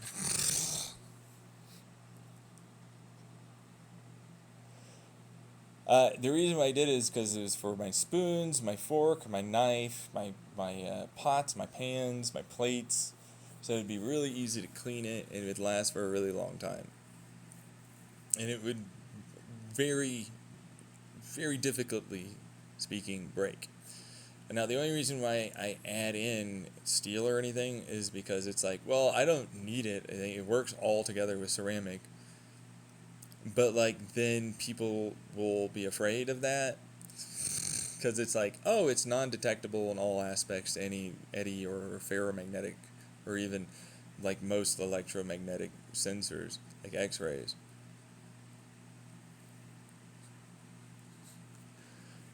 And I was like, oh yeah, no, the military would probably be like, this is a great gun barrel, right? And it's like, yeah, well, no, for what it's worth. Like, it doesn't impart any friction for rifling, so like it won't spin anything. But I did use it for a plasma rifle I had as a concept with my oscillative frequency um, recirculator design. So it's like I take plasma, I then use quantum tunnel physics. So it's like I have these little quantum tunnel like uh, areas. Like they're like these little plates, and then they reflect kinetically like a lot of that, and I add in a bunch of heat. All right, so these quantum tunnel plates are not like your standard typical plates. They're the wormhole thing that I talked about, like bog standard bare minimum wormhole, quantum tunnel, like this laser and some static charge fields with electromagnetic fields that then create the illusion of something being there, like a virtual particle that's stuck there, and then it entangles it, and then it allows for things to quantumly tunnel in between where they are. Well, when you put them in such a way that it makes it so that they just can only quantum tunnel together what's going through, then you get fusion. Really low energy fusion, by the way. Like, it doesn't need much in terms of actual energy to produce the fusion, and the amount of heat that it captures gets redirected with neutrons being around, because like they don't go anywhere except for a quantum tunnel and so on. So they don't leak. There's no radiation. There's no degradation of neutrons or neutrinos. Anyways, makes it super efficient. It captures a lot of the heat, and for a certain amount of battery here. In this instance, I had like this cube that had a field potential battery. So it's like a good way to put field potential, because this one bothers people whenever I say it, because it's like, this is chromodynamic and electrodynamic stuff. No thermodynamics are here. And so by shrinking the chromodynamic, meaning strong nuclear force, which in this case would be utilizing an electrodynamic field potential creation, it shrinks the electron orbit, but by doing that they get closer to each other, and they don't like that. And so we take out the electrodynamic. Stop with the dynamics. There's no fucking dynamics. Go away. Of course you show up now. I was talking so diligently before you showed up. Anyways, the electromagnetic field potential, which isn't really field potential, it's more charge than anything. Anyways, it doesn't really matter. As it's moving, because it's fine if it moves, I don't care. I take that field and then I grab it like an eddy current, electromagnetic field, and then like aluminum, and it produces that field current. Well, this field current, like these field current shit, gets trapped like a static charge. Like you rub your hair, on a balloon, and then you stick it to something. It's like that. So it's like I take that and put it in around it box effectively, but they're really just here and then here and then here in layers. And then I have the opposing field, which is where like the anode cathode. So it's like fields have to go through, which means like charge fields around you, you know, air shit. You know, but like they're not, you know, it's not the air that's doing that. So in this instance, that's why I call it chromodynamics. It's strong force, but then this instance, because neutrons, blah blah blah stuff, weak force gets transferred into, hey, so you need to move this electron orbit out before you get to go back out to where you once were. And so doing it creates kinetic potential. But kinetic potential means it wants to release a photon. Photon can't be released because field potential equals with other fields that are there in its current an electron creation. Mini electron creations. Like a fuck ton, like hundreds of thousands with very little movement. Sort of the equivalent of an MHD style field electron creation. Okay? So it's like this is magnetic, but then it's like it's not. And it's electrodynamic in the sense that it's really not electrodynamic. It's kinetic potential, but kinetic potential isn't being really used. It's just allowing for it to slowly expand back out from its quote-unquote compressed state or condensed state. It's not colder, it's not warmer, none of that happened. You're just using electricity, meaning you're taking a given amount of electricity put in to get a given amount back out. In this instance, because there's a lot of field potential around us that exist, you get more than you put in. But it's just a battery. You can't like suddenly make a generator out of it.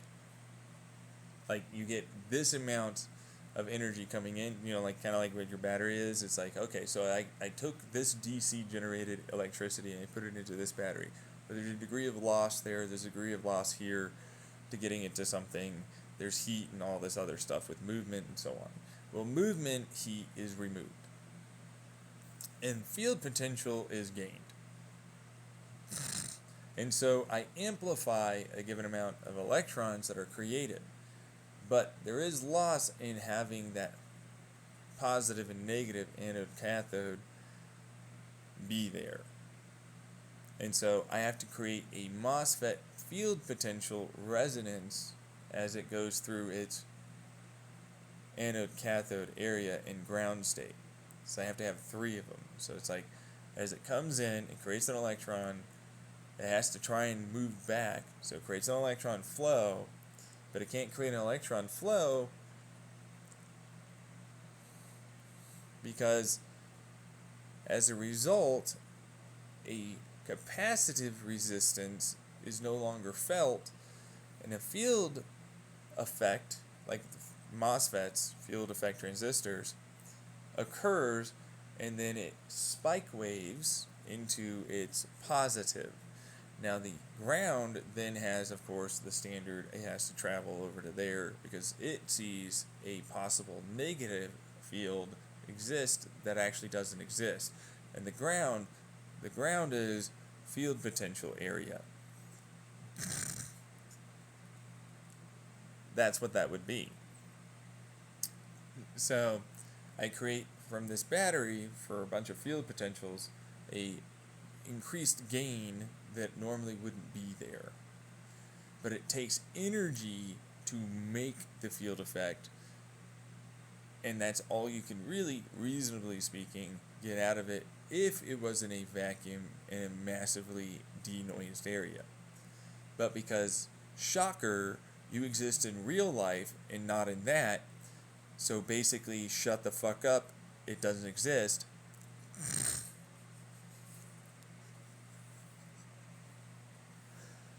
You suddenly gain more than you put in because there are more fields around you to gain more energy.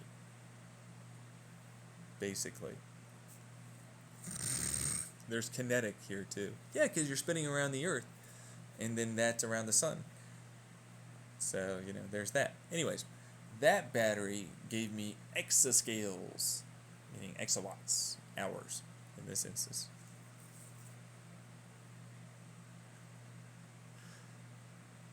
But that's also why it's like, well, this is a plasma, and then I resonate the plasma the right way, and then I pop it out of the stupid tunnel thing like a fucking coherent laser wave of plasma that goes through its own version of accelerating. And then you already know about like those little boundary layer things. But in this instance, the MHD magneto pump, acoustic pump. So it's like we use acoustic pump with diaphragms, and then electrostatic railgun coil gun MHD pump. So it's like there's an acoustic squeeze, but then there's also like field differences that like attractive and repulsively accelerate, while then having it collapse into oscillating that plasma and aligning it, and so it never touches the barrel, but it will then impart a bunch, like the acoustic drives or gears or whatever they use for like NASA to drill things, same thing. So it then fires without imparting practically any amount of force onto you, but it travels in your light speed. But in this instance, it's kind of like the Star Wars laser. It's like it's hard light, and I'm like, yeah, okay, sure, yeah, no, it's hard light. Wink,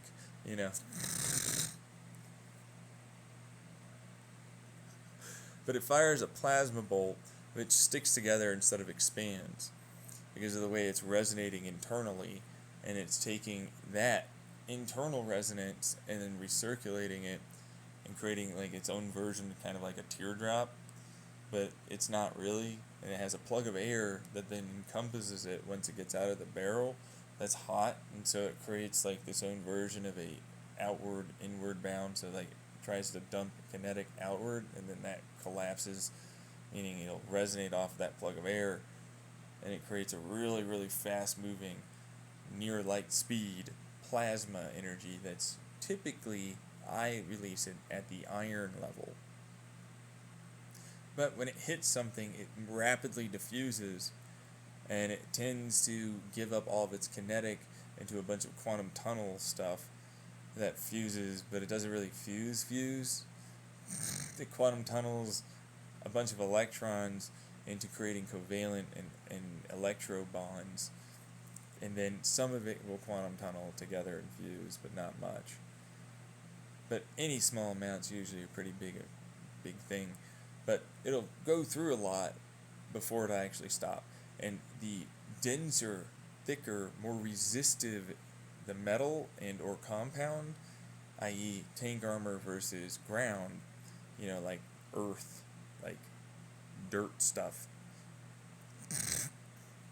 will explode tank armor and rip through it faster as a result, because it'll accelerate using the oscillative resonance that it creates in the magnetic and electrostatic differences between outside, inside, plug of air, blah, blah, blah. Bunch of stuff that means it turns itself into an accelerator pump for the amount of heat that's there, but it transfers a lot of heat. And it becomes harder, more compressed, because it resisted. But it goes into dirt, and it turns into a big blossom of a fucking huge chunk of something that you have to take out, and it's not very radioactive at all. But depleted uranium trauma armor of an M1 Abrams goes boom, big boom, fissile stuff and fusion stuff, and then it ripped through and it continued on.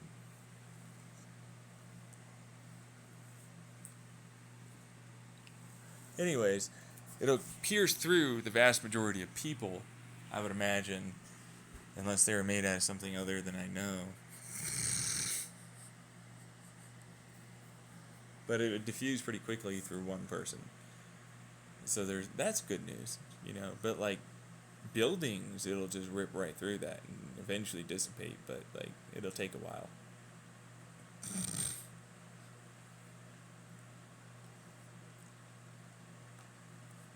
Anyways, I designed this, actually speaking, for just having fun plunking away over at like some ducks and some targets in my backyard. It was like bunk, bunk, bunk, bunk, just to see if I could do it. I then later turned it into a plasma field because it can shoot plasma, and then if you time it right with the right acceleration, it'll orbit up in our very like just past our atmosphere. And so when I do that correctly with the electromagnetic charge, and so we have an electromagnetic field and a charge field because of our atmosphere versus ground, but also space creates a field potential. But now there's plasma there, so it's like we have a bunch of charged particles, but it's like not really actually. Anyways, it created what is the equivalent of a fuck you, don't even try and get out of your atmosphere curtain that allowed me to reflect a fuck ton of light in an amplificatory resonating way, so I could curve any and all light and electromagnetic sort of style of radiation, like radio wave, Wi-Fi, and so on, throughout the entire world. And it grounded everything, and satellites can't do anything, practically speaking. And there's no need anymore for this nuclear ICBM bullshit, because I was like, it would destroy it if you tried.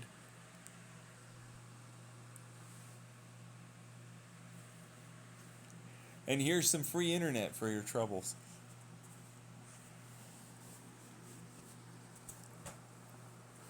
And that's like why I was then receiving a bunch of sudden SUVs that are black and unmarked with some people in suits and curly things going into their ears.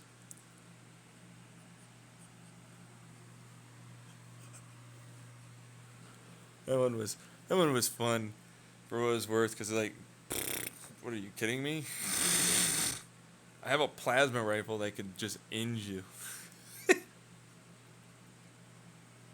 It was so fucking like, it's like, what are you gonna do? Oh, no more nukes that you ever have to worry about, and fuck your idea of this. What is this? An EMP, electromagnetic pulse crap? Who gives a fuck? What is this? Solar flare? I don't care. Here's some internet too while we're at it. You should be thanking me. Also, I made it such that I reduced. Yeah, that's right. Yeah, I'm awesome because of this. A large percentage of our carbon dioxide problem, climate problem, while also making a lens so that way you could see the curvature of the earth. So fuck you, flat earther bastards. Because yeah, plasma, when layered correctly and moving the right way, is a plasma like mirror lens, which is what I'm describing. So yeah, there's that. It's also a fluid, so there's that too. I had to keep it up for a bit. It wasn't that hard. Like, it just took a bit. It's like I did it within a day, like a couple hours. It was like, boop, whole world covered.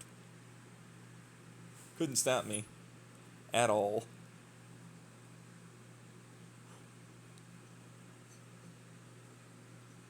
Fuck you and your communications, unless you decide to do this. You know, fuck your stupid spy satellites, douche.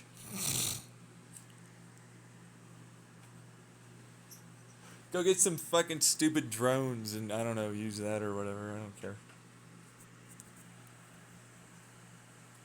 Oh, by the way, here's a bunch of, like, much needed fucking elements that you want. Go fucking, like, scream out in joy. Here's a bunch of fucking platinum and, you know, gold and shit. You know, rare earth, irons. What is that? You need this, you need that. What? Fucking all of them, basically. Here's the whole smorgasbord rainbow crap. Here's some stabilized uranium. Like, you literally can't even get that shit. Literally non-radioactive uranium. All isotope, non-radioactive, you know, elements in that stupid periodic table of elements. You'd bet that they'd cream their little panties, the fucking goddamn physicists and scientists, for that one.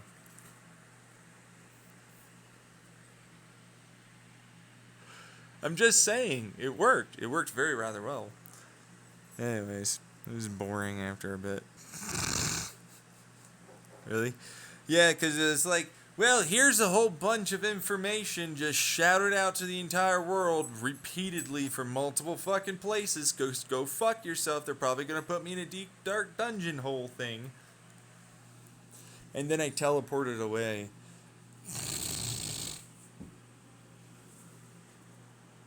After I got annoyed with them fucking saying dumb shit and trying to get me to be concerned about interrogation or crap, I didn't care. I was literally over it. I was like, this is boring. I'm going to just walk away. No, you won't. And then I teleported away.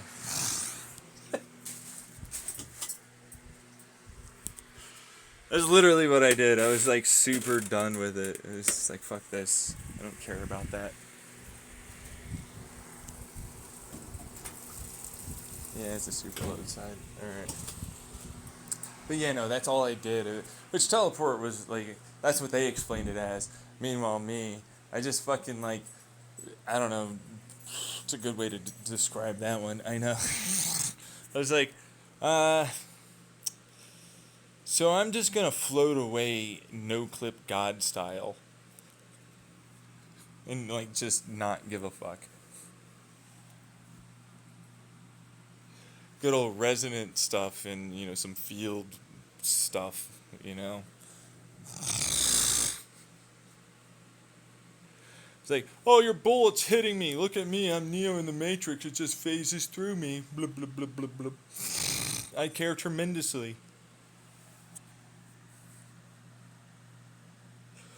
They're like, he teleported. I did no such thing. I walked calmly out. And then I drove away after I floated to my car. And I said, if you damage my fucking car, I'm going to murder all of you. And they backed off.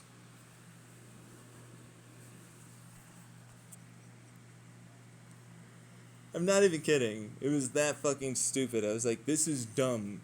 If you, like, for real, if you think I can make a fucking plasma rifle cover the entirety of the fucking earth, I can't just do that. Like, fucking, come on, get real.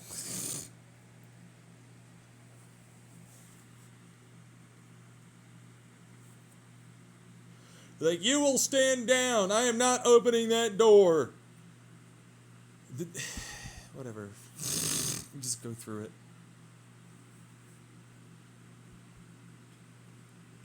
You will stop fucking stop. I'm not stopping. I'm going home. You don't have any right to charge me or keep me here. Go fuck yourself with your stupid authoritarian police state crap.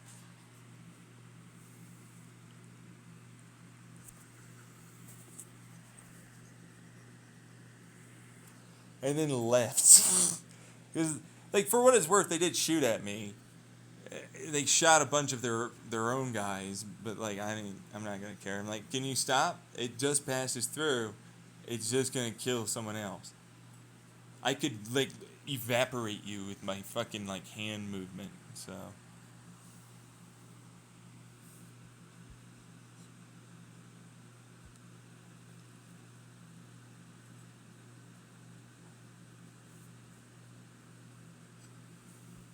It's kinetic transfer. It's just a tunnel kinetic transfer, yeah.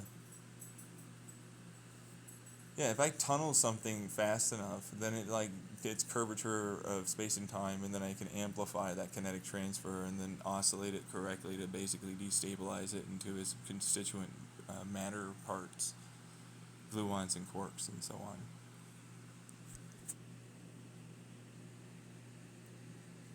I developed a few things. It's in my cellular DNA, basically. Each cell I have has it. So that's I had body modifications. I'm basically an organic that does that. Okay, so a good way to put this is DNA is programming.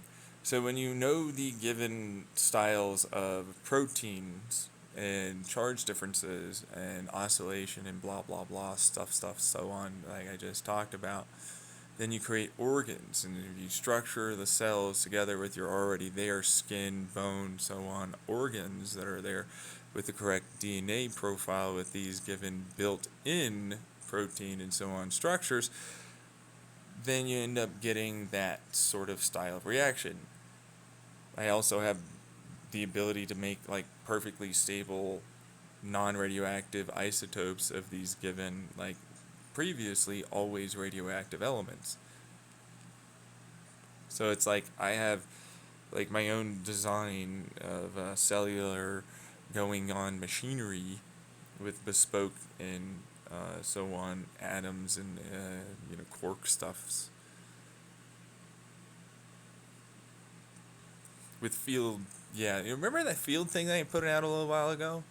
Like your brain can have field potential stuff and whatnot, and I was like, oh yeah, no, well, I can easily just fucking do the same thing with virtual particle, quasi-particle, superposition, entanglement stuff, and then have qubit systems everywhere.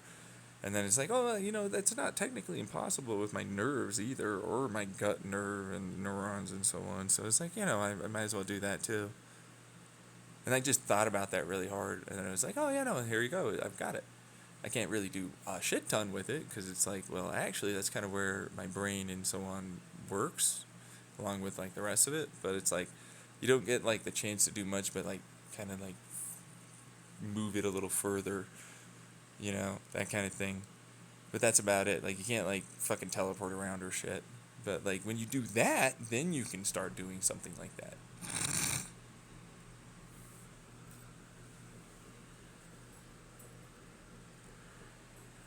Anyways, that was why I just sort of walked out there. I was just like, this is fucking stupid. I'm not gonna care. I literally don't care. What is this? What am I supposed to care about with you interrogating me? I don't give a fuck. I could literally survive in space. I don't care.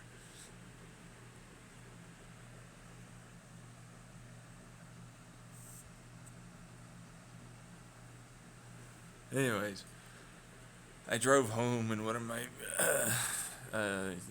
cars that has an engine still. So there's that. They tried to fucking stop it. I said, if you damage this fucker, I really will murder all of you. Considering I just phased through walls and didn't have any problems with anyone shooting me or anything. And it was all automatic. I didn't even have to try. I didn't have to think about it. It's just like, that's easy to do. Automatic processing, sensing, data stuff, predictive analysis. Kind of like an octopus with its arms, brain stuff. But it's just automatic, and I program it based upon me and my needs. I project a given field of influence of safety. Well, it's kind of that. Anyways, where is I going along with this? Right. So I drove home. And I said, fuck off. You can go talk to someone else. Because they said mean things and they weren't being very respectful of my boundaries. And they thought they had some degree of power or authority over me when they don't.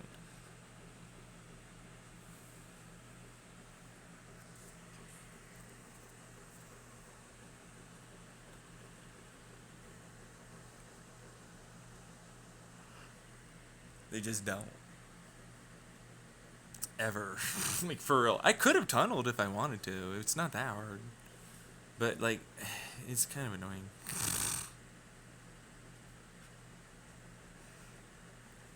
Why would you say it's annoying? Because dimension walking was like my first degree of, like, thought process for doing that. But dimension walking wouldn't be that.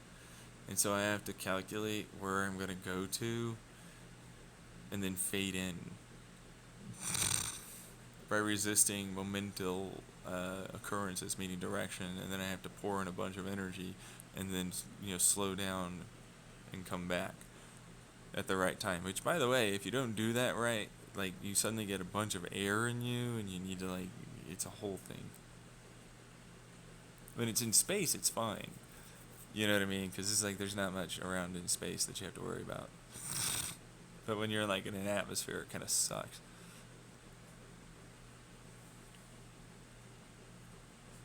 So I just kind of like no clipped through things, and I didn't care. What's God mode then? I don't know. I figure like, deconstituting all things that their atoms make up are would be considered God levels of stuff. I reassembled one of them. He got in the way. He wouldn't move. I was like, you need to fucking back the hell off. It was like, I just walked through him and then put him back together.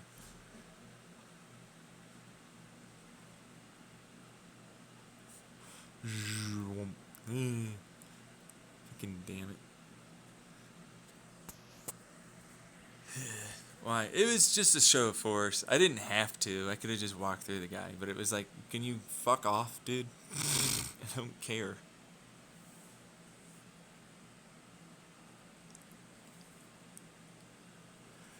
From what I recall, he screamed in terror and then clutched his head and tried to, like, just sort of go catatonic in that spot for a while.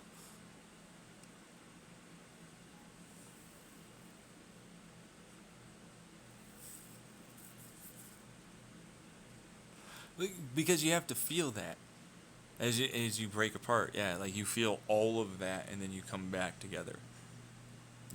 Full death, basically. And then you come back together alive, knowing damn well that just happened. Because you're going to see it as a curvature of space-time stuff. With the knowledge that I, did that. Because I usually give you that memory from my perspective. Dunk. Yeah. Bye.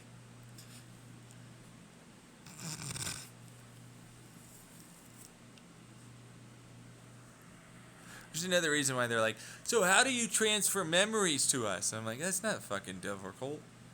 Why is that hard? You have a given series of loop systems that your brain are all pretty similarly, affected by for memories and processing. Considering data set memory values within inside of your given language and processing centers throughout your brain. So it's like, let me just burr that right, and then what do you know? You have the same thoughts, but they're my thoughts. I sent you those thoughts.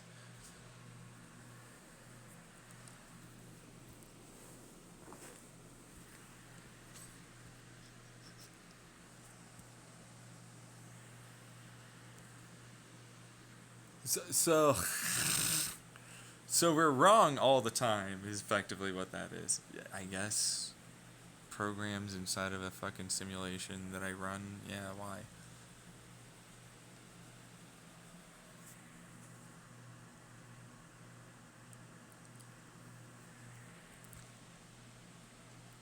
Anyways, in this instance, I just don't care that much about it. Because it's like, well, then I proceeded to go, make my really cool phasing. So I decided to make this cool phasing thing for electricity to make like a version of like a hyperconductor instead of a superconductor by using the correct sine wave and phasing and pulsing instead of a given length of copper cable.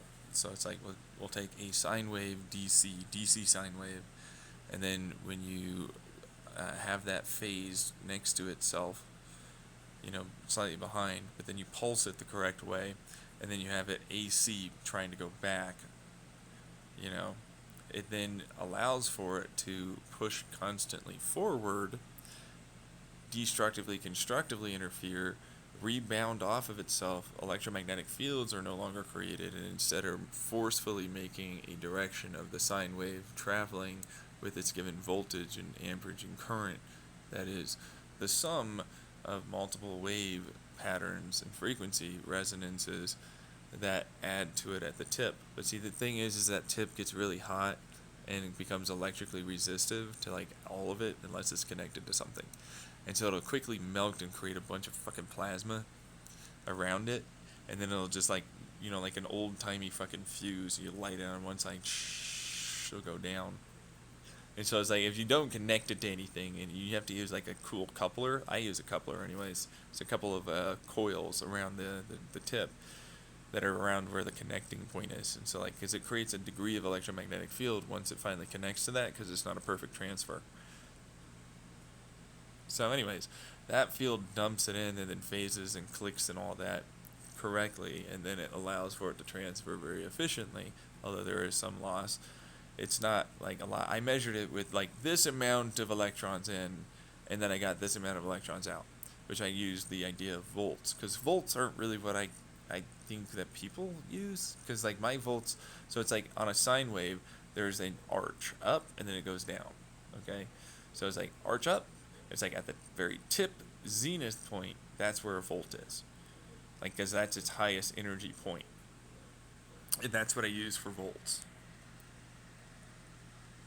And then it was like, I don't know what amps are. What the fuck is an amp? But I know what current is. It means a certain amount of electrons are there.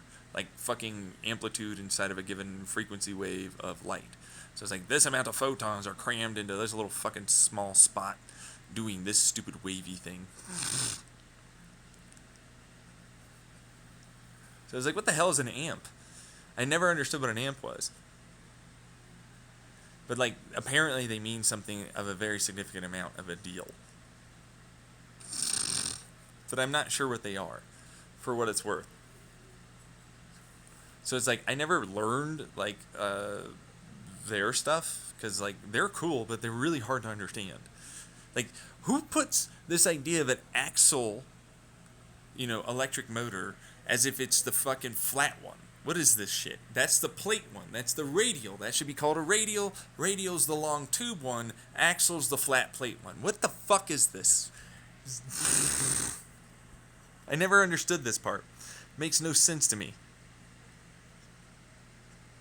Anyways, the sine waves are multiple sine waves on a sine wave. If you do it that way, you get a lot more throughput, meaning bandwidth is what I like to call it.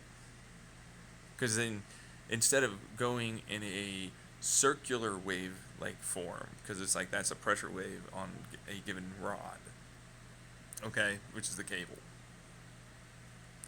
Instead, it turns into something way cooler.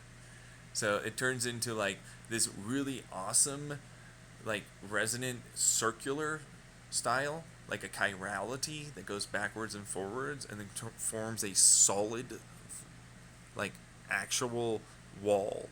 Like, think like it's just stuck like there, and then it becomes insanely easy to move energy, in this instance a wave, a spike of electrons from one side to the other. Anyways, we're talking volts. So like the first one is just regular sine wave, properly phased, and then you have to do resonance, and there's always calculations for length and all that stuff for how you do it, where it has to bounce back also with the AC stupid oscillatory crappity phase 60%, then it goes up to like 99.99999% the speed of light finally with its travels. So it builds up and you have to do that. It makes a cable its own version of a battery electron flow circuit field effect thing.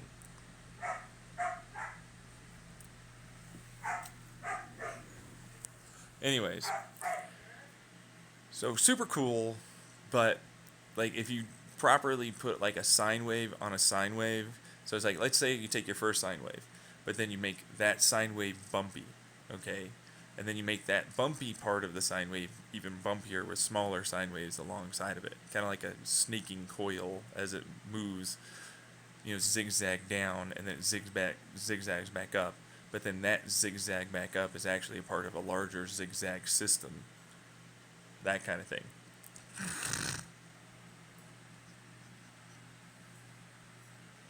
Anyways, getting along to it. Yeah, no, so I calculated this amount of electricity input, whatever the fuck it was. I think it was like 1 volt. Okay. And then that was after it had built up and everything. And I got like 99 or 0.9, sorry, like repeated for about like 10 to the 17 negative for 9s. And then I had like an 837. Because it's really hard to even get like 17. Like to even get that was a fucking shit show. And I had to design that. I couldn't just get it. Nobody makes this. It was fucking annoying.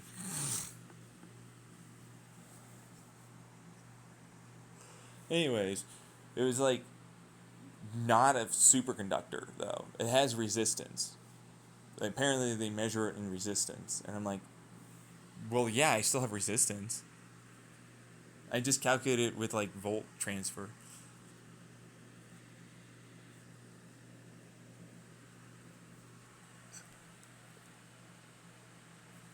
So it definitely has resistance. It's just like, who cares? Why care about resistance? Why should I give a fuck about resistance? Resistance means nothing. Resistance should be something thought of like something to be worked around. Just go through it. Just become like air and water. Become like earth moving. Become like, fucking water. And fucking, what is that, the fire thing? That's chaotic. You know what I mean? But it's like if you align chaotic, it like gives you a lot of work energy. So, anyways. By my 4 elements as the Avatar, the Last Airbender combined.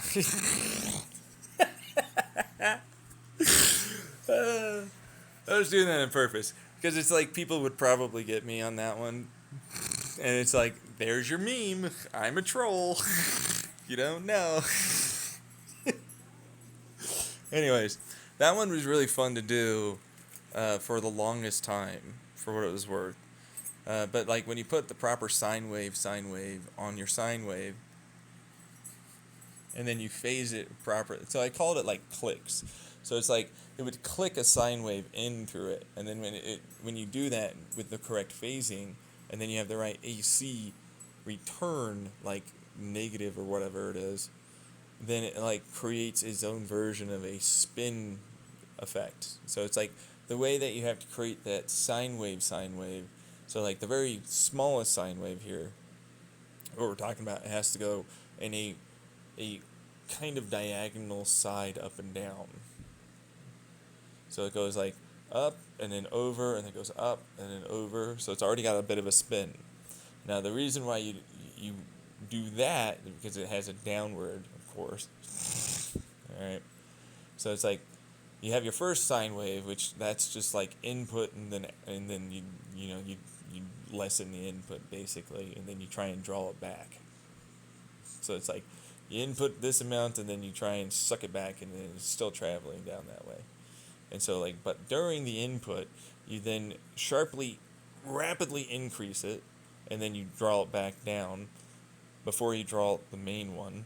But then as you rapidly increase it, you then yank it off to a direction of side, and then you do your whole thing again with like letting it go back down.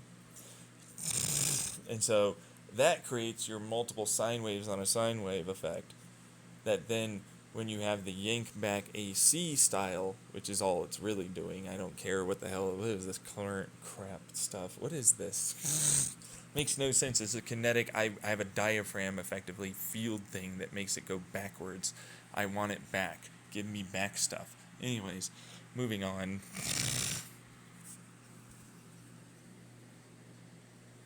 It goes into like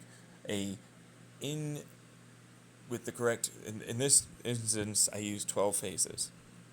It's consistent every time with 12 phases. You can use more, but 12 is like bare minimum, and typically you never want to use more than 12. And then you use a standard spike wave, so you go dum, dum, dum, dum, dum. And then you do dum, dum, dum, dum, dum. So it's like from left to right, dum, dum, dum, dum, dum, to right to left, dum, dum, dum, dum, dum. Then you have like that directionality, and then you have the inside, meaning in the circle of this cable, all right, you have to have that yank back area there. And so that one goes in a very different pattern. This one's a zhun zhun zhun zhun zhun zhun zhun zhun zhun zhun zhun zhun, like that. So it's like out to in to out, out to in to out. Just like that. So it's like take the furthest away point and your closest point. So out to in the middle, then middle to out, and then that. If you do that correctly phased with the return phasing of an AC, because you have a DC sine wave that you're adding to this that's phased like that. So it's like you have that initial click, all right? And then you have that other initial click, which is going from the other one. And then you have another initial, and so like that's one area. That one double click, all right? That's one area in front, and then you have another one behind, and another one behind, and another one behind. And then those are all doing it in phase, parallel together in phase. And then you still have your inside part of the cable that you have to do for your AC line. Now, once done appropriately, okay, you then have whatever's on the other side get receiving this curvature effect for its field dump, and then it goes and returns, and it then has its oscillation frequency affect the outer, because that's where copper usually has most of its electrons, okay, stay. And so this one pushes those electrons back out and then returns that line towards the center. And then they bounce off of each other, and then has that electromagnetic frequency removed for directionality now in a chirality spiral. So it's like the chirality, the 4 phases, if you're doing 4, but I do 12. So there's that. So like I'd say bare minimum you want 12, alright? Anyways, you do that, you then have this collapse into a multiple chiral structure. So you have a spinning that then, so it's like, think about that as a ball that's spinning on its axis, and a singular point on its axis. Then that's rotating in a circle, which is then rotating in another circle. So it's like that spin is then spinning in a chiral, which is then, that chiral then spins in its own version of a chiral around the copper.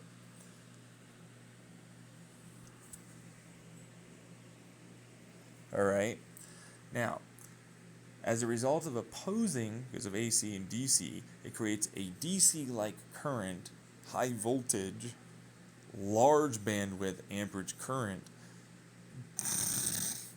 that goes off to the tip. Alright? Without any loss to magnetic induction of any kind. There's none of that that's left. That got dumped into creating opposing repulsive attractive forces that oscillate now correctly in a resonance in one direction. The yanking effect then gets added into the pushing effect, meaning the AC part return negative goes into the positive pump resonance that goes off to the tip.